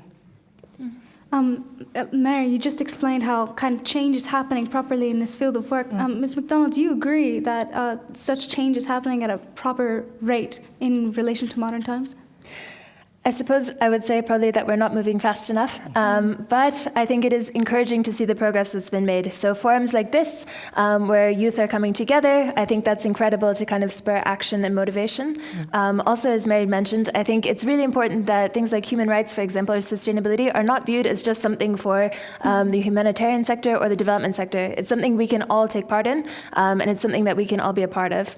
And I think it's important to think about our roles if we work in companies, for example, or in big organizations, as playing an important role there, but also in our individual roles. So as investors, as consumers, what we choose to buy, if we choose to buy clothing that's made fairly, for example, where we buy our groceries, these sorts of things can have a really big impact if we all work collectively together. So I think really thinking about it holistically, and that it's something that we can do our own small part towards in order to try to make a difference. I see. And so we really can all play our own part in this. And it really comes down to every small person. For sure, yeah. And collectively, I think we're able to enact much bigger change. So returning to the point of human rights, we did discuss this slightly before, but what is the impact of cultural views on this? And this is open to either of you. And how does it impact corporations as well? Cultural views.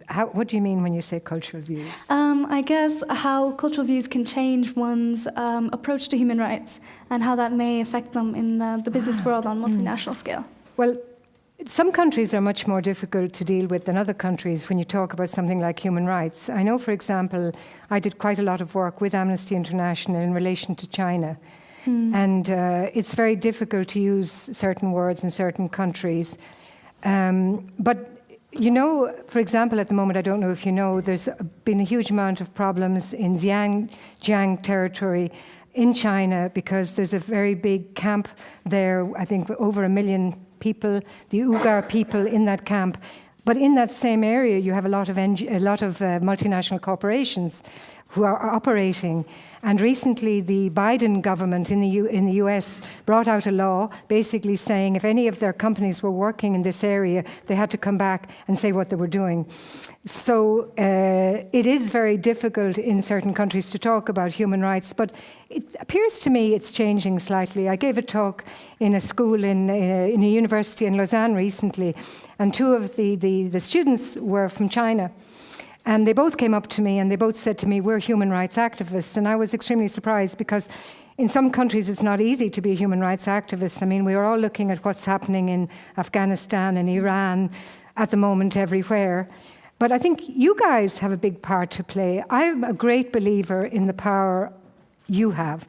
I'm a great believer in the fact that international schools give you students from all over the world the possibility to understand things much more holistically, which maybe brings you beyond the cultural impediments you might have if you live in a country.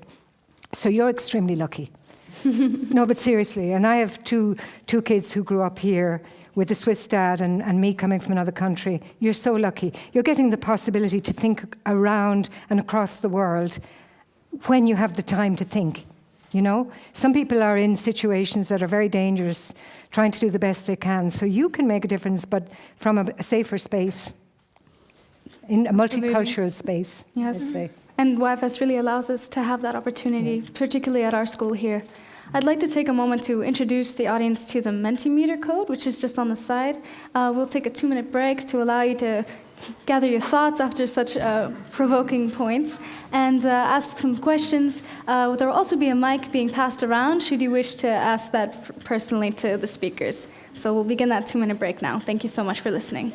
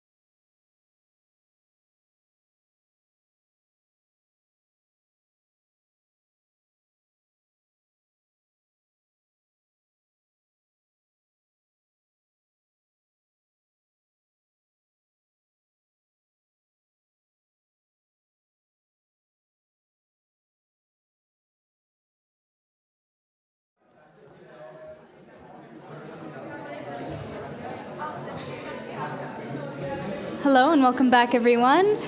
We've received some provoking questions from the Mentimeter that I'd like to bring up at the moment. A certain student mentioned, you talked about how this has been a positive trajectory towards achieving it. Have there been any success stories, whether in government lobbying or local voices, that you have been a part of? This is for me. Yes. So can you ask me the question again? Yes. I have to concentrate. Sorry. Have there been any success stories, whether in government lobbying or local voices that you've been a part of? Listening to local voices, that is. Well, I think the listening to local voices, I think what happened in Switzerland with the vote 2 years ago was a huge success. This is quite a conservative country. It takes a lot. When you reach out to a whole population of a country as conservative as Switzerland, and people vote here, they do vote here, and you get 50.7% of the people who say, yes, we need legislation to ensure our companies are acting responsibly wherever they operate. That is huge. Now, the fact that the cantons didn't agree can also be to do, you know how the system works here in Switzerland. You have a lot of small cantons, you have big towns, and it's the small cantons sometimes that actually hold sway. So they're usually much more conservative. But the fact that there's another initiative coming up again, and the people involved in the initiative, they were coming from politics, they were coming from churches, they were coming from people coming from the right and the left wing. It was coming from everywhere, because I believe in Switzerland as a country, and I believe there's so many people here who want this to be a responsible place. So for me, that's a great success story. In relation to the rest, it's really difficult. I mean, some people ask me, we had a project, and it was with the Swiss government to some extent, trying to find out which companies would you say are responsible companies. And for me, that's really difficult to answer, because I find it very hard to say who. I often go into universities and I talk to students and I say, who do you trust? And people sit there for 10 minutes. And I say, no, you're not to say your mother, your father, your friends, just who do you trust? And one of the great problems, particularly for corporations today, is nobody really trusts anybody. You know, some people said Swiss government, some people said the Icelandic government, and some people said their mothers and their sisters and boyfriends and stuff. But, you know, we need to get back to a place where we can trust. And I think that would be a success story. Yes. But then we have to have authenticity. And then we have to have people like you know, thinking about this and talking to your peers about it and informing yourself as much as you can. Because as you said, you have a great impact. You're consumers too. You have parents as well. You can talk to your teachers. You can decide where you want to do and what you want to study. I think education is very key too. To lots of good future change. Oh, yeah. Catherine, I have a question for you here from the Mentimeter, and it's regarding aid and what are the challenges of working with this area in fragile or struggling states, and that can either be like with relations to governments or enterprises and such. Sure, yeah. I think it's a great question because there are many challenges, but also I think many rewarding experiences as well. And so I think it's about kind of looking at these challenges as things that can be overcome, but also things that you can try to take a go at, and hopefully you're making an improvement for the best. And so I think, as you mentioned, local governments can be an issue, also federal governments, depending on the country, also the humanitarian situation on the ground, right? I mean, access can be a very difficult issue. And again, gaining the trust of local voices, because as Mary mentioned, trust is a really important thing. And I think oftentimes now, especially whether it's in fragile conflicts or here in Switzerland, maybe a little much less so. But I think oftentimes we approach things or these big problems from a place of fear rather than a place of optimism. And so I think, as was mentioned this morning as well, it's very important to be courageous when we think about these issues and to really try to overcome them and to think positively as a problem that can be approached. And it's important to work with these local voices to gain trust, also with governments as well, and to listen to people. I think dialogue and listening are so important, regardless of whether it's a negotiation with a government in a conflict-affected region, or if it's just with someone who has a different opinion from you. I think it's so important to engage and listen, and then you can form your own opinion, but it's important to engage in this dialogue and be open-minded. Like really expose yourself to such differentiation. You have Exactly. opportunity to figure all these out. And sometimes I think it strengthens your beliefs. Other times you change. And other times you come up with better arguments, right? But I think regardless, this open-mindedness, I think, is super important regardless of the issue you're dealing with. We have one more question from the audience, and that is, like you said, kind of changing your viewpoint and things. Like, having worked in both your fields, like, has your views on human rights and aid, has this changed over time? On human rights, I haven't changed from when I was a child, when I saw injustice in relation to, I don't know, I grew up on a farm, and we had so many cats. And I spent my time going around trying to save the cats, you know, because on farms they don't go very far. But I don't think anything has ever changed. I think one of the big challenges in life is not to change when you think something is important. And you know, they say if you're not an idealist under 20, there's a problem. And if you're an idealist over 40, there's a problem. So I've always had a problem, you know. But I think you have never let fear take over your life. You know, that's what happens to a lot of people. They become very fearful and they're afraid to take a risk. They're afraid to lose a job and they're afraid to express who they really are. And you should never do that.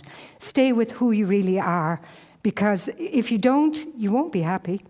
I see. I got into a lot of trouble with me being as I am, but you know something, I've never regretted it, because at least you can look at yourself in the mirror and say, I believe in this, I've always believed in this, and I believe in human beings, and human beings treating each other properly. Because you know, the environmental damage we have has been caused by human beings. So everything is connected, and it's all connected to the inequality that people suffer. And I think in a more equal world, I think we'd all have a better world. So, understand. Yeah. We have just one final question before the end of the panel due to time constraint. In your opinion, what are the best ways for students like us to get involved and help with this issue? Start with Catherine. Sure.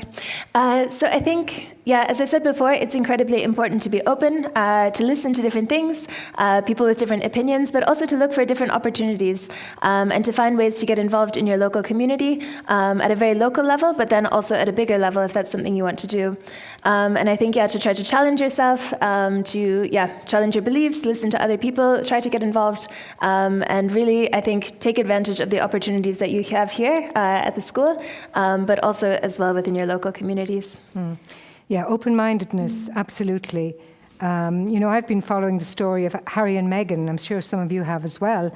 And people say, are you really following that? And I say, yeah, because if I don't listen to everybody and understand as much as I can't even have an opinion. So we have to try and read widely.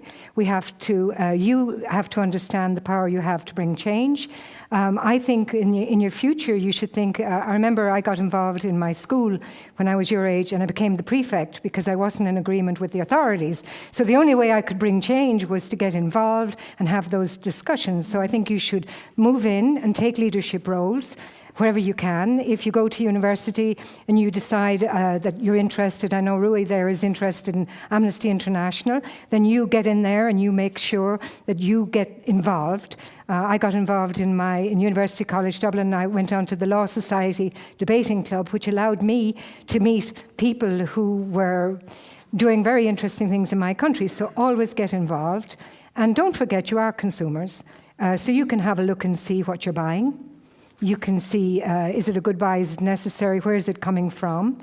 I mean, none of us are saints. I find myself sometimes asking myself, because I like buying things too, but you have to think about those things and understand the impact of what you do. Mm-hmm. Yeah, so you can do a lot. I've stayed in education. I'm a lawyer by training. I went into education and I never left it. Because for me, young people, you have the power of the future and you've got to take it. I realize we have a little bit more time, and there's another question from the Mentimeter that I'd like to bring up. They've mentioned, in spite of the prosperity human aid brings to people and their lives, does being involved with governments and corporations bring about any corruption or misuse of humanitarian aid or the people? For sure. I mean, I think historically we've seen many instances of this, and I think this is also why trust has decreased in this area. And so I think this is why it's incredibly important, especially now, given the scale of humanitarian crises that we're facing, that humanitarian and development organizations and multinational corporations and individuals act in a responsible manner. Because I think without this trust, we won't be able to come together and make positive change. So it's crucial that we work together, and also, I mean, regardless of the field that you work in, or your area of interest, I think remembering these kind of key principles of, human rights, do no harm, and open-mindedness are so important, regardless of where you work or what you do, because you can have an effect, in your own field, no matter what. See, and you mentioned all the actors involved. For a question for both of you, is there a key or most important actor that everyone should kind of focus more on, or have more efforts, or a key or most important actor? I think everybody is important in this discussion. I don't think you can break it down. I don't think you can simplify it. There's a lot of discussion out there. I don't know if you guys have ever heard about that. There's a thing called ESG, Environmental Social Governance. And, it seems impossible. I read The Economist. It takes me about 3 weeks to read one issue. But it seems to me that human beings keep trying to simplify something that's not simple. Everything is connected. The actions of everybody is connected. You can't simplify it and say one is more important than the other. Every human being and the way they act and who they are is important. For sure. I would definitely agree with that. And also I would add, thinking about kind of the concept of citizen ethics, we can think about ourselves as individuals. So as I said before, how we invest, how we consume, but also as our role within organizations and then within society as a whole. And I think thinking on those 3 levels, you can really see that the individual can make a huge impact when brought together with collectively with others. And so I think thinking about how we make our choices and what we do, and also whether you choose to engage in activism, or you choose to engage in politics, or you choose to just do your job but act very responsibly in that way. I think it's really important to think about the change that we can make collectively and as an individual. And be honest with yourselves. Yes. Be honest with yourselves. I heard some of the other discussions, and I think the same things keep coming up. Be honest. Stick with your principles. Find your purpose. Go with your passion. Find what your passion is. Because if you find that, I think life is good. Or at least much better. Yeah. Yes. I'd like to just return back to when we were discussing kind of how the developing aid and corporations and how they adhere to human rights is changing, to kind of see what that would reflect in development aid and humanitarian aid. What are some of the consequences and advantages of this, particularly in aid and those in need? I don't see enough change yet at all. And it always strikes me, everything is very simple when you really start to think about it. So development aid comes through in a country, our tax monies, and it goes to countries which need this development aid, often because the countries are corrupt or the governments are corrupt. So people in countries are paying with their taxes for development aid, and companies are working in those countries and could probably do a better job. So for me, I think we have to start linking things together more logically and finding better answers to the way we work. I always think I was working with a group who were working with supply chains, and I couldn't understand why we couldn't say to the companies, you are more powerful than the government in the country where you're working. I didn't know why people didn't have the courage to do that. I didn't know where the fear was coming from. Here in Switzerland, I've heard, because I work a lot in women's issues, and I was saying this to you earlier, I've heard in our government in the canton of Vaud, I've heard them saying, if we give paternity rights to men, all the companies are going to leave Switzerland. Of course they're not going to leave Switzerland. Where are they going to go? So I think there's an awful lot of fear that has to be got rid of, and we have to sort of move forward in a much more simple way. That would be my answer to that. Yeah, I would also speak a little bit towards accountability. So I think it's really important that we're accountable for our actions and also what we say. Yeah. And so if we look at companies, for example, I think today many are publishing beautiful reports. They look fantastic. But the thing is that how are you really engaging on the ground, right? Are you living up to those principles that you write about? Or is it just something that you're putting out there for show or for greenwashing purposes? And so I think kind of reconciling those things, so what you're saying with what you're doing, is super important for accountability, both as a company, but as a government, as an individual, at all levels. And one of the problems is people actually don't know where to get the information. They don't know how to judge. You open up one of these great reports and you don't know, is it true, is it not true? So therefore, sometimes, by default, you just don't believe it. And there are more and more ways of discovering how things work. And that's where you have to put your mind down and try and find those ways. For example, in relation to human rights, there's the Corporate Human Rights Benchmark, which now looks at most of the big companies, tells you what they say they're doing, tells you what they're doing.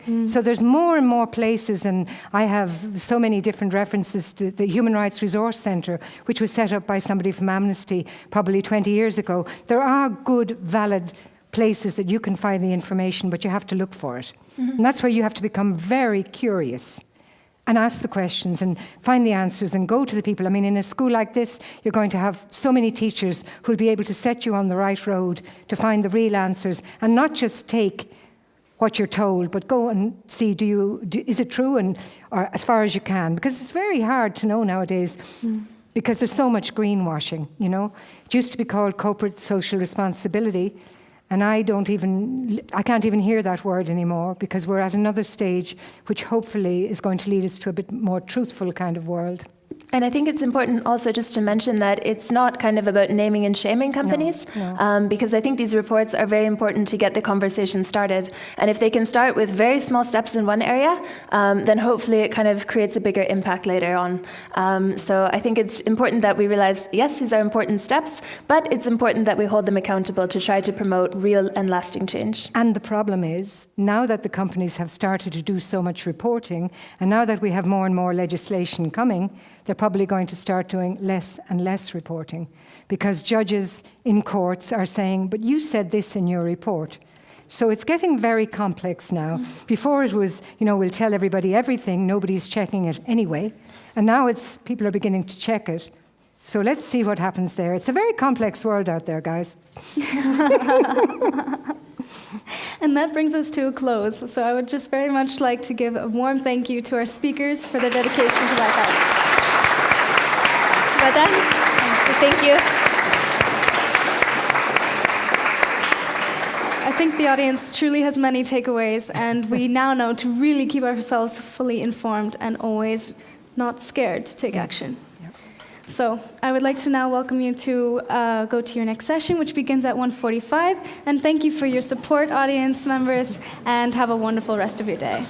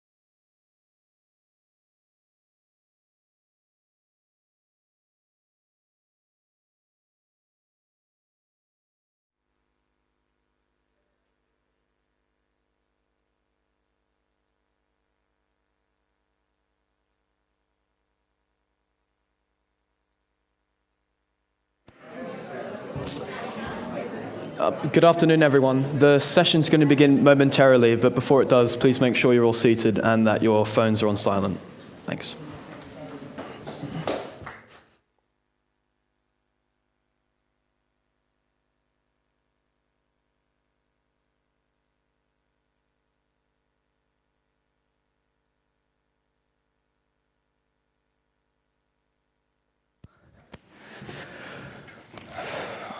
Good afternoon, everyone. My name is Ethan Mugford, and I'm a grade 12 student here at IZL. And on behalf of the YFS team, I'd like to welcome you to this afternoon's session of Going Beyond Service in Action. Over the next 45 minutes, we're privileged enough to listen to two different speakers talk about their expertise and relative accomplishments in their fields in two TED-style talks. Afterwards, should any of you have questions, I'd ask you to come and ask them directly if we have time remaining. Our first speaker for today will be Jane Zungbogbo. Jane works to create positive change for the youth and education systems in Ghana. In 2004, she founded Kohlebite Chiltern Center with her husband, which is now a registered charity in the United Kingdom. KCC works with 300 children weekly and seeks to find environmentally sustainable and innovative solutions to common problems faced by Western African communities. So please join me in welcoming Jane to the stage.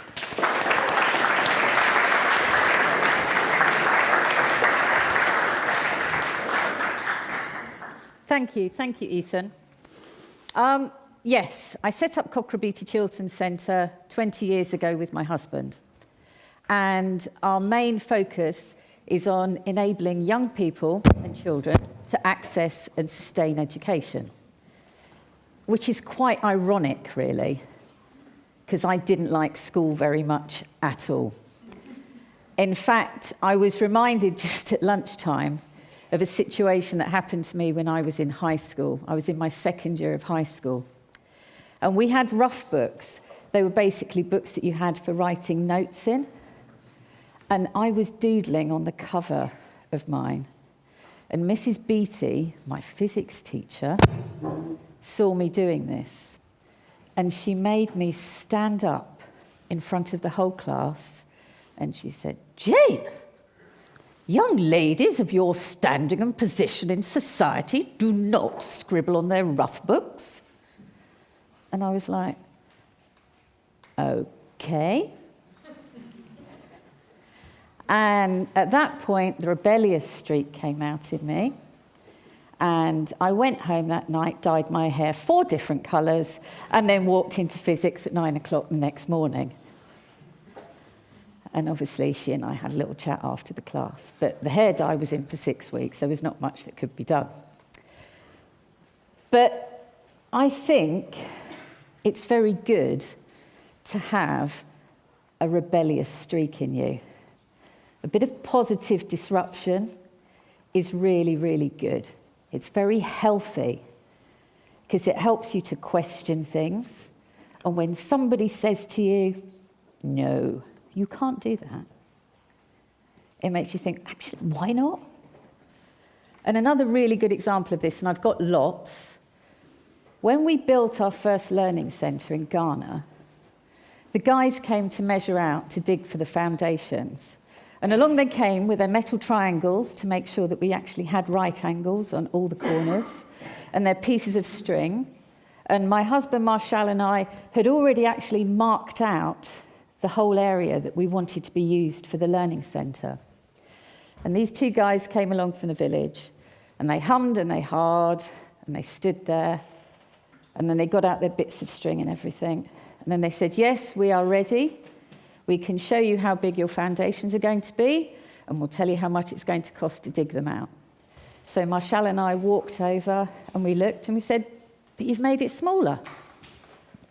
We want it to kind of go further that way." And the guy looked at me and he went, "Madam Jane, this centre is for children." I said, "Yes."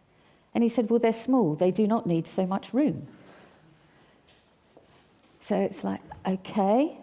So that involved another conversation, because that was really his perception. It wasn't sarcasm. It wasn't humour. His thoughts were, they're only children. They don't need space. What are they going to do with space? So that was another conversation. And it's one small example of some of the challenges that we have, but our challenges have been much greater. Ethan mentioned that we work with 300 children every week. We do. In total, we probably work with about 1,200 children and their families, and we work with them in a number of different ways. We enable them to access education and, more importantly, to sustain an education. Because when you come from a fishing or a rural community, somewhere like Ghana, there's lots of challenges for you. Challenges might actually be more so if you're a girl. If you're a girl and your mum needs to go to market one day, then somebody's got to stay home, look after the younger children, maybe do the cleaning, maybe go fetch wood for the fire, maybe go fetch water. And the chances are they're not actually going to get one of the boys to do that. We often have families that come to us and say, "Can you help us, please? Because we have children, we can't afford to educate them." And Ghana government will tell you, education is free. No, it's not. They'll pay the school fees, but you could walk into a classroom having paid your school fees, but the school won't give you a pencil, piece of paper, a textbook, toilet roll, and more often than not, they won't give you a desk and chair to sit at because there aren't enough. So you can go to school if you can provide all of those things and if you've got lunch money every day. Sorry, I drink loads of water in Ghana and I can't get out of the habit here. So there's a lot of challenges for people to overcome. We had a family that came to us very recently. They had 3 children. Moses, 5 years old. Mary, 8 years old. Josephine, 11 years old. And the family came to us. Dad is a carpenter. Mum sells fish when there's enough fish to sell, because having enough fish is another issue in itself for the community right now. And the children had been at school, but because Dad wasn't working, there's no money. And in Ghana, there's no benefit system, there's no welfare, so there's no financial safety net for you. So if you don't have, you really don't have. They came to us, they said, "We want to send Moses, 5-year-old Moses, super cute, great smile, we want to send him to school." And we're like, okay, that's fine. We can help you with that. We understand your situation. We can help you. Now, what about Mary and Josephine? No, they can stay in the house. They're okay. But don't they need to go to school? No. There's things they can do in the house. We're really worried about Moses getting an education. So after a lot of conversations, which ended up along the lines of, we will send Moses to school, but only if you will allow us to send his 2 sisters as well, we came to an agreement that everybody was happy with. And the children go to school, we see them 3 times a week as well in our learning centre. And it's nobody's fault that parents feel this way. This is culture, this is tradition. And we don't want to disrespect the tradition, but it is only fair, surely, isn't it, that everybody has a right to education, regardless of your gender. So that's something we work really hard on. We've been working with ISZL now for an awfully long time. I think it's 2011. It was a partnership that came about by a guy called Michael Junkins. And Michael and I used to teach at an international school in Ghana. And as I have a habit of doing, if I meet somebody that's got a certain skill set that I think would be really helpful, I persuade them, actively encourage them, twist their arm, pretty much anything else I need to do to get them down to the centre to meet the children and to lend a hand. Michael was actually, as I say, an occupational therapist, and he did some amazing work. And when he left Ghana, he came to ISZL as a teacher. So he then set about doing some fundraising for us, which was absolutely fantastic. Really happy that he did that. And then after a couple of years, he left and he moved to the States.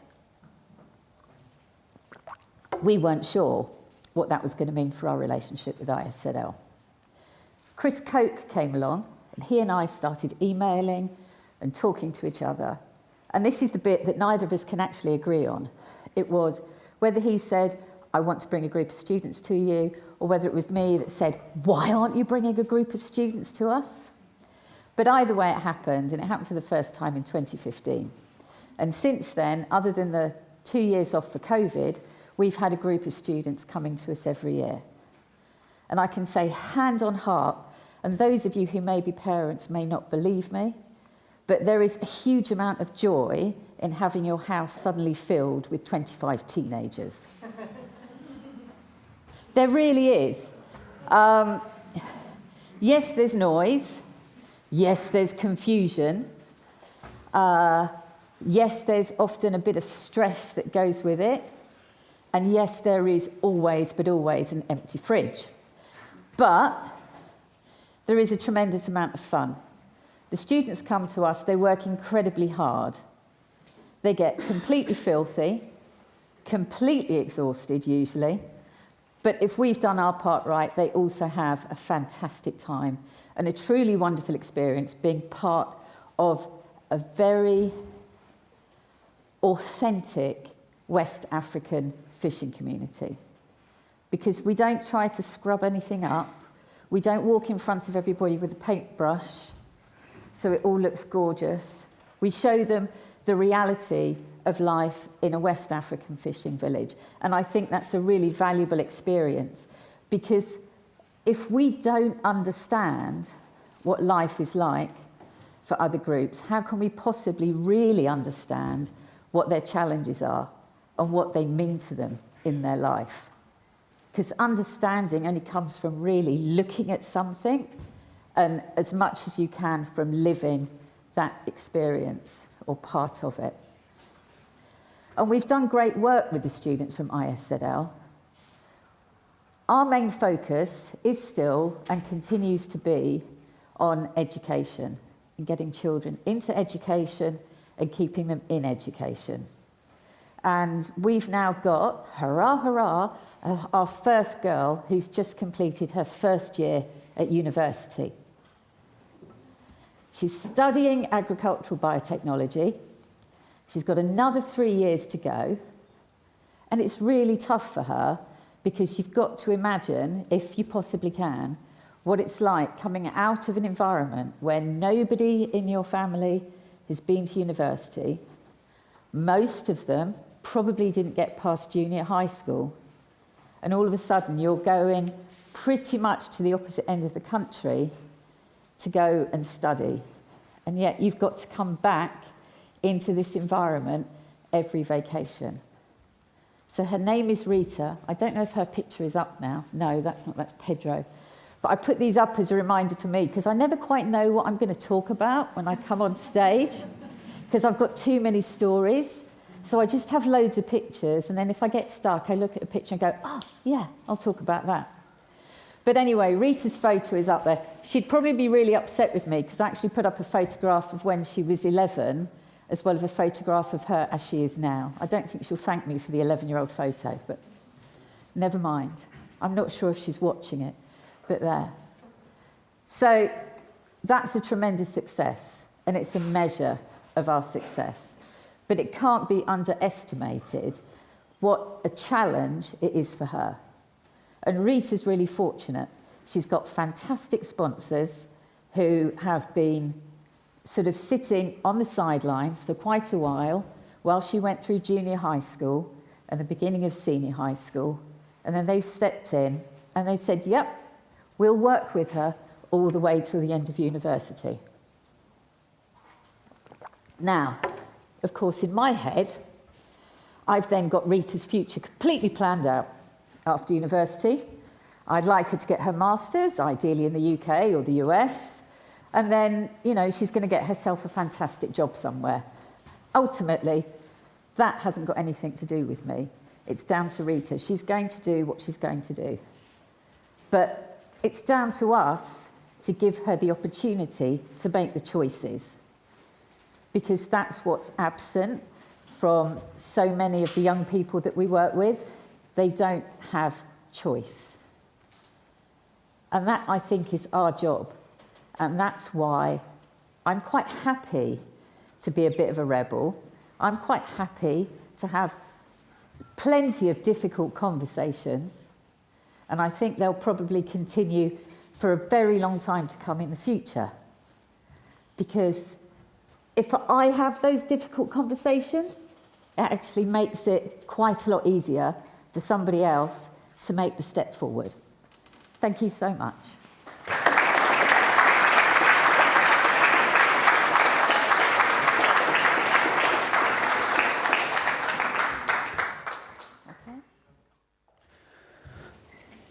Thank you very much, Jane, for your talk and sharing your accomplishments with us.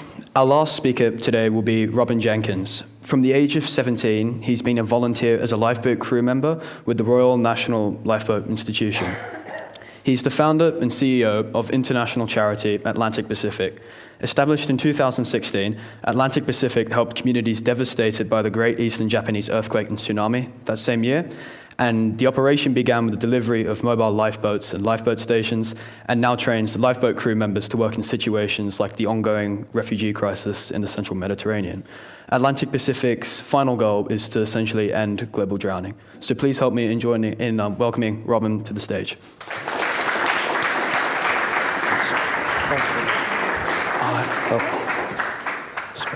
I get a name change.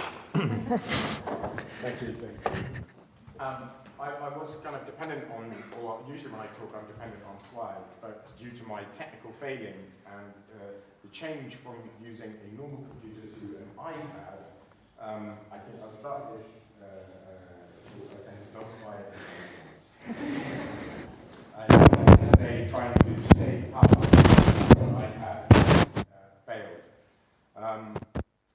So I won't have slides. Which maybe is a good thing, because I depend on my slides to tell a story. But actually, in the preparation for this, I realized that my slide deck probably wouldn't fit the bill, because when I was invited to do this talk, I was told the word impact. And I know that that isn't the overarching theme of everything that is here, but I was asked to do an impact lab. And I started thinking about impact, and I've been asked increasingly more frequently about impact. Now, as Ethan really concisely explained, my project started as a response to a situation that I experienced when invited to be a part of a research team in northeast Japan, in the city of Kamaishi, which was the first city to get hit by the tsunami in 2011.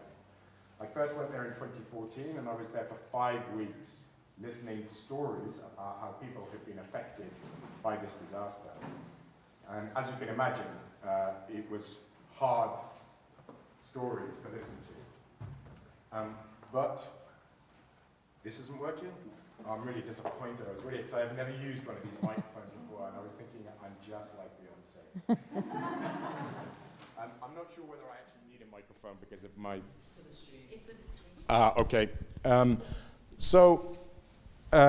I heard these incredible stories about how people were being affected by this tsunami, and one story stood out to me. And it was one day whilst walking along a beach with the woman who ran the local hotel. She was called Akiko. She's about this size and one of the most energetic people I've met in my life. And the small little village that she was in, called Nabama, had been completely wiped off the map. Only one building remained, and it was her hotel. And she opened her hotel up as an evacuation center. And all the people that were in this evacuation center spent their evening, after the wave had retreated back to the sea, looking for other survivors. And they walked along the beach and yelled out. And in response, they heard cries coming from the sea. And those cries were people who were hanging onto debris that had been dragged out. And while they were listening to these cries, they realized they could do nothing for them. It was winter, sub-zero, dark, all the electricity had gone, snowing. They had suffered themselves, were exhausted, terrified, and then listening to these cries get quieter and quieter and quieter until eventually they stopped, and those people that were at sea perished. And I asked the question, where are your lifeboats? And the response was, what do you mean? And I said, well, where are your lifeboats? Why could lifeboats not be sent out to rescue those people that were out there? What do you mean by lifeboats? On further inquiry, I discovered that Japan does not have a lifeboat service. It is an island with 120 million people who have a strong relationship with the sea. And they are a very highly developed country, the 4th biggest economy in the world. In the UK, we have a 200-year-old organization called the Royal National Lifeboat Institute, and it boasts 240 volunteer-run lifeboat stations all around the UK. On further inquiry, I thought maybe they just don't know about it here. But in fact, it's true. Japan has no lifeboat service.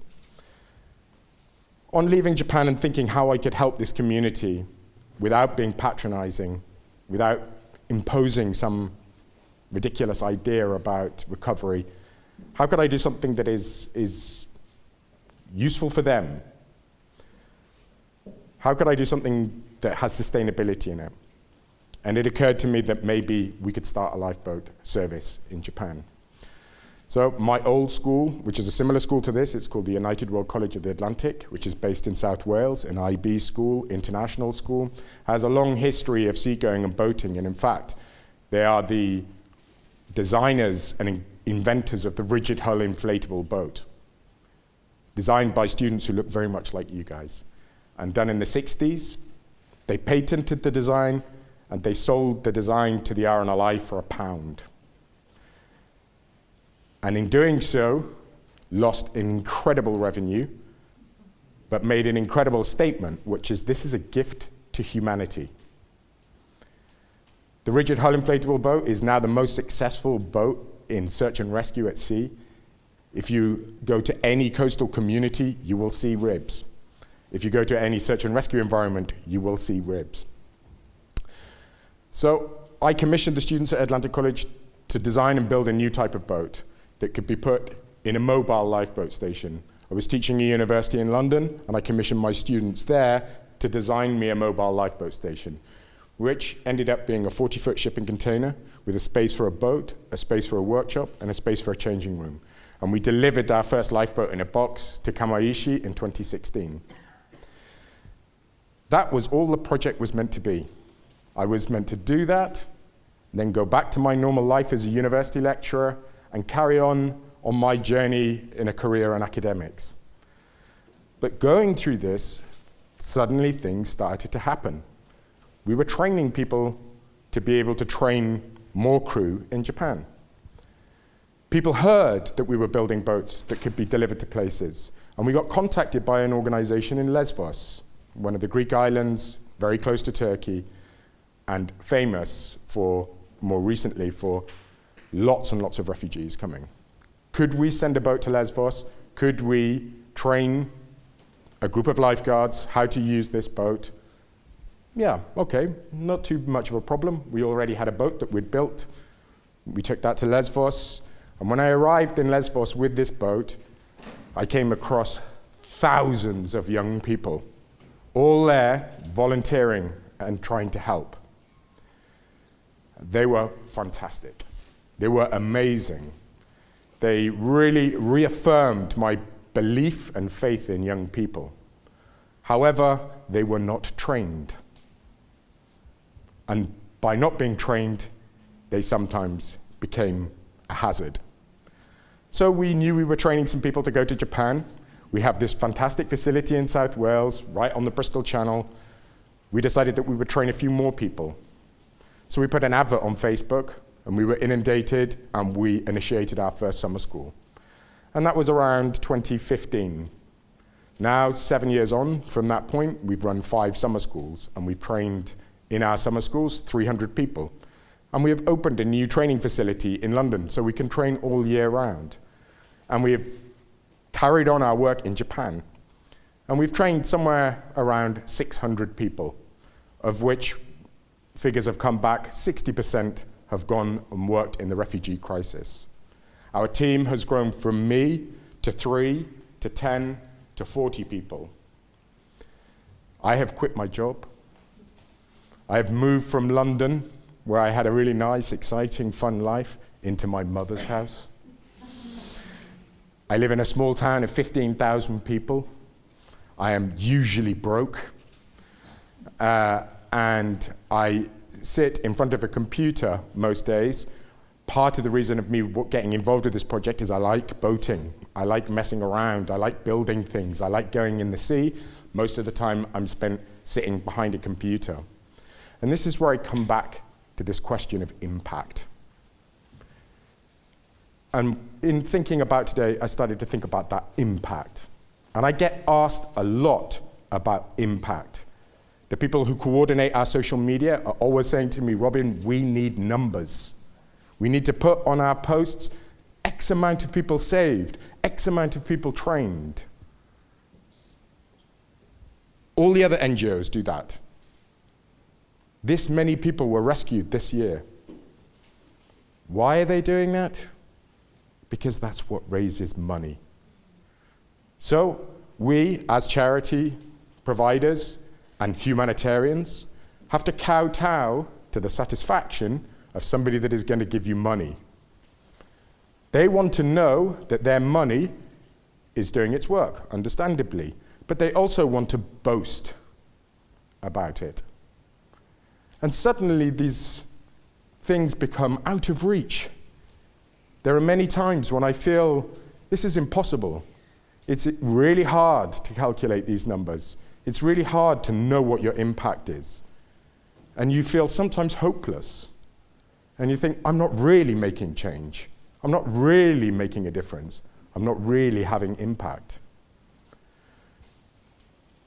This is a hard moment.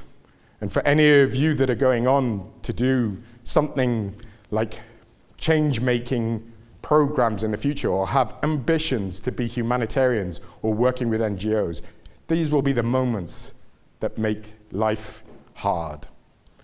So there are many times I sit in front of my computer and I think, what am I doing?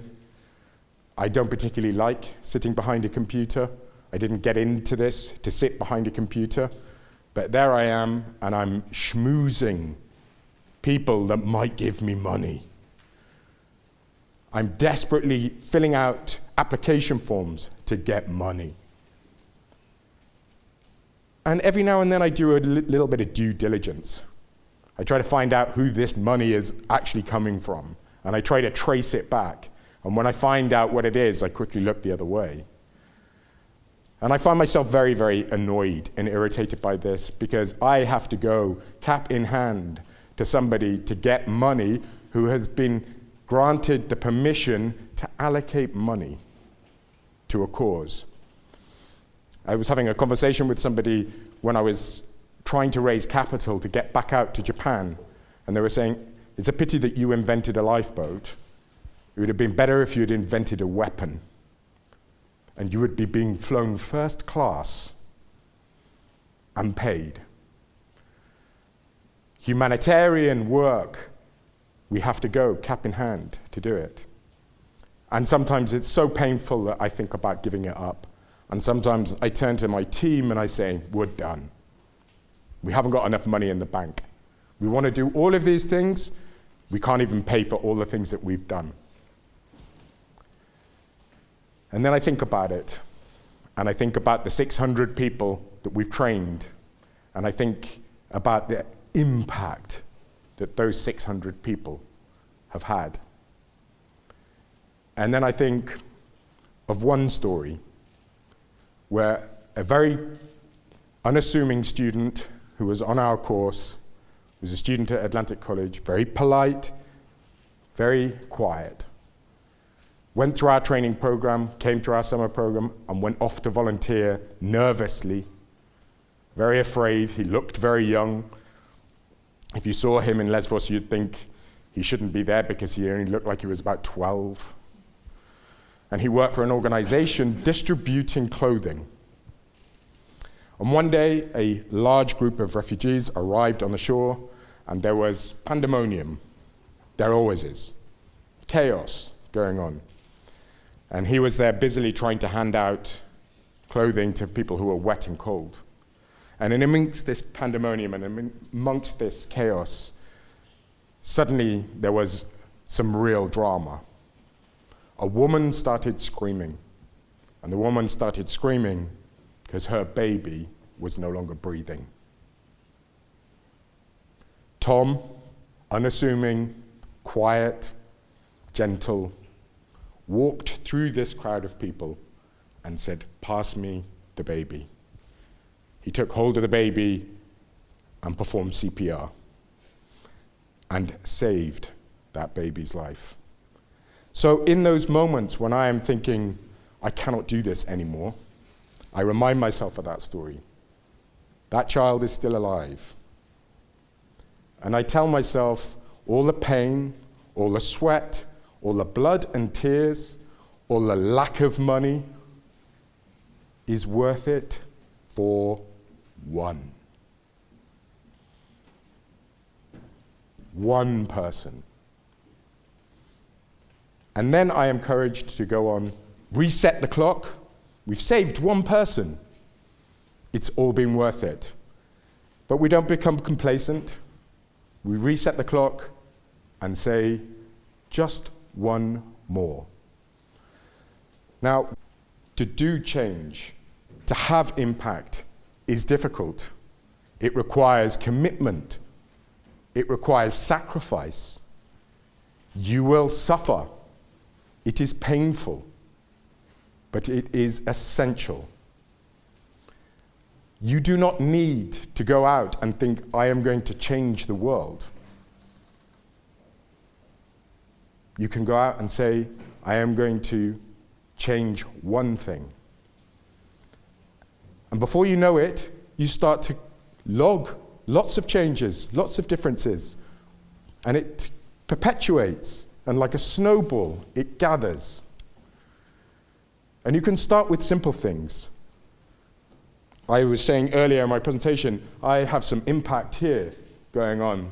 Below the bottom of my trousers, there's a lot of impact going on there. Right? All navy, fairly shocking. But these socks, buy one pair, and another one goes to somebody who's on the streets. Tiny. But it's what we should be thinking about all the time. It's slightly contradicted by the fact that I'm wearing a pair of Nikes, which were made in a sweat house somewhere. But change is really, really important. So remember that it is worth it for one. So while you are thinking about all of these things, while you are thinking about how you can affect change, how you can have impact, remember, you do not have to climb a mountain. You can take one step.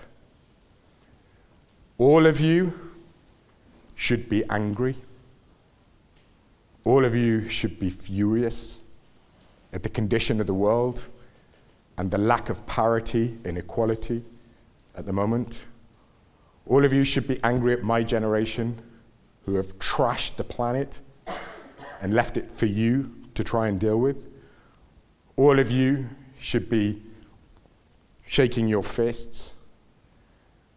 But you must be careful that that anger does not turn to bitterness.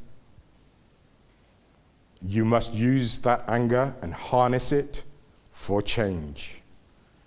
Start small, grow, have impact. I think that's it.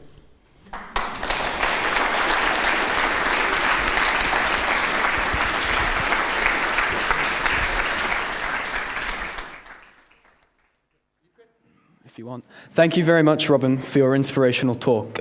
If you would join me on stage with Jane, I would like to give our speakers one final applause for both of their talks today.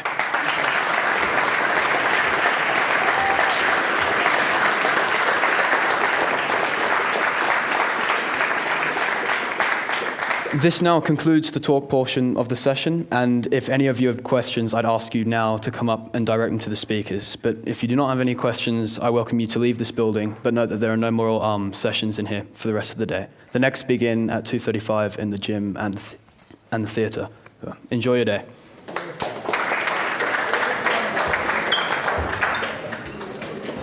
You're not getting a shout out. You're not getting a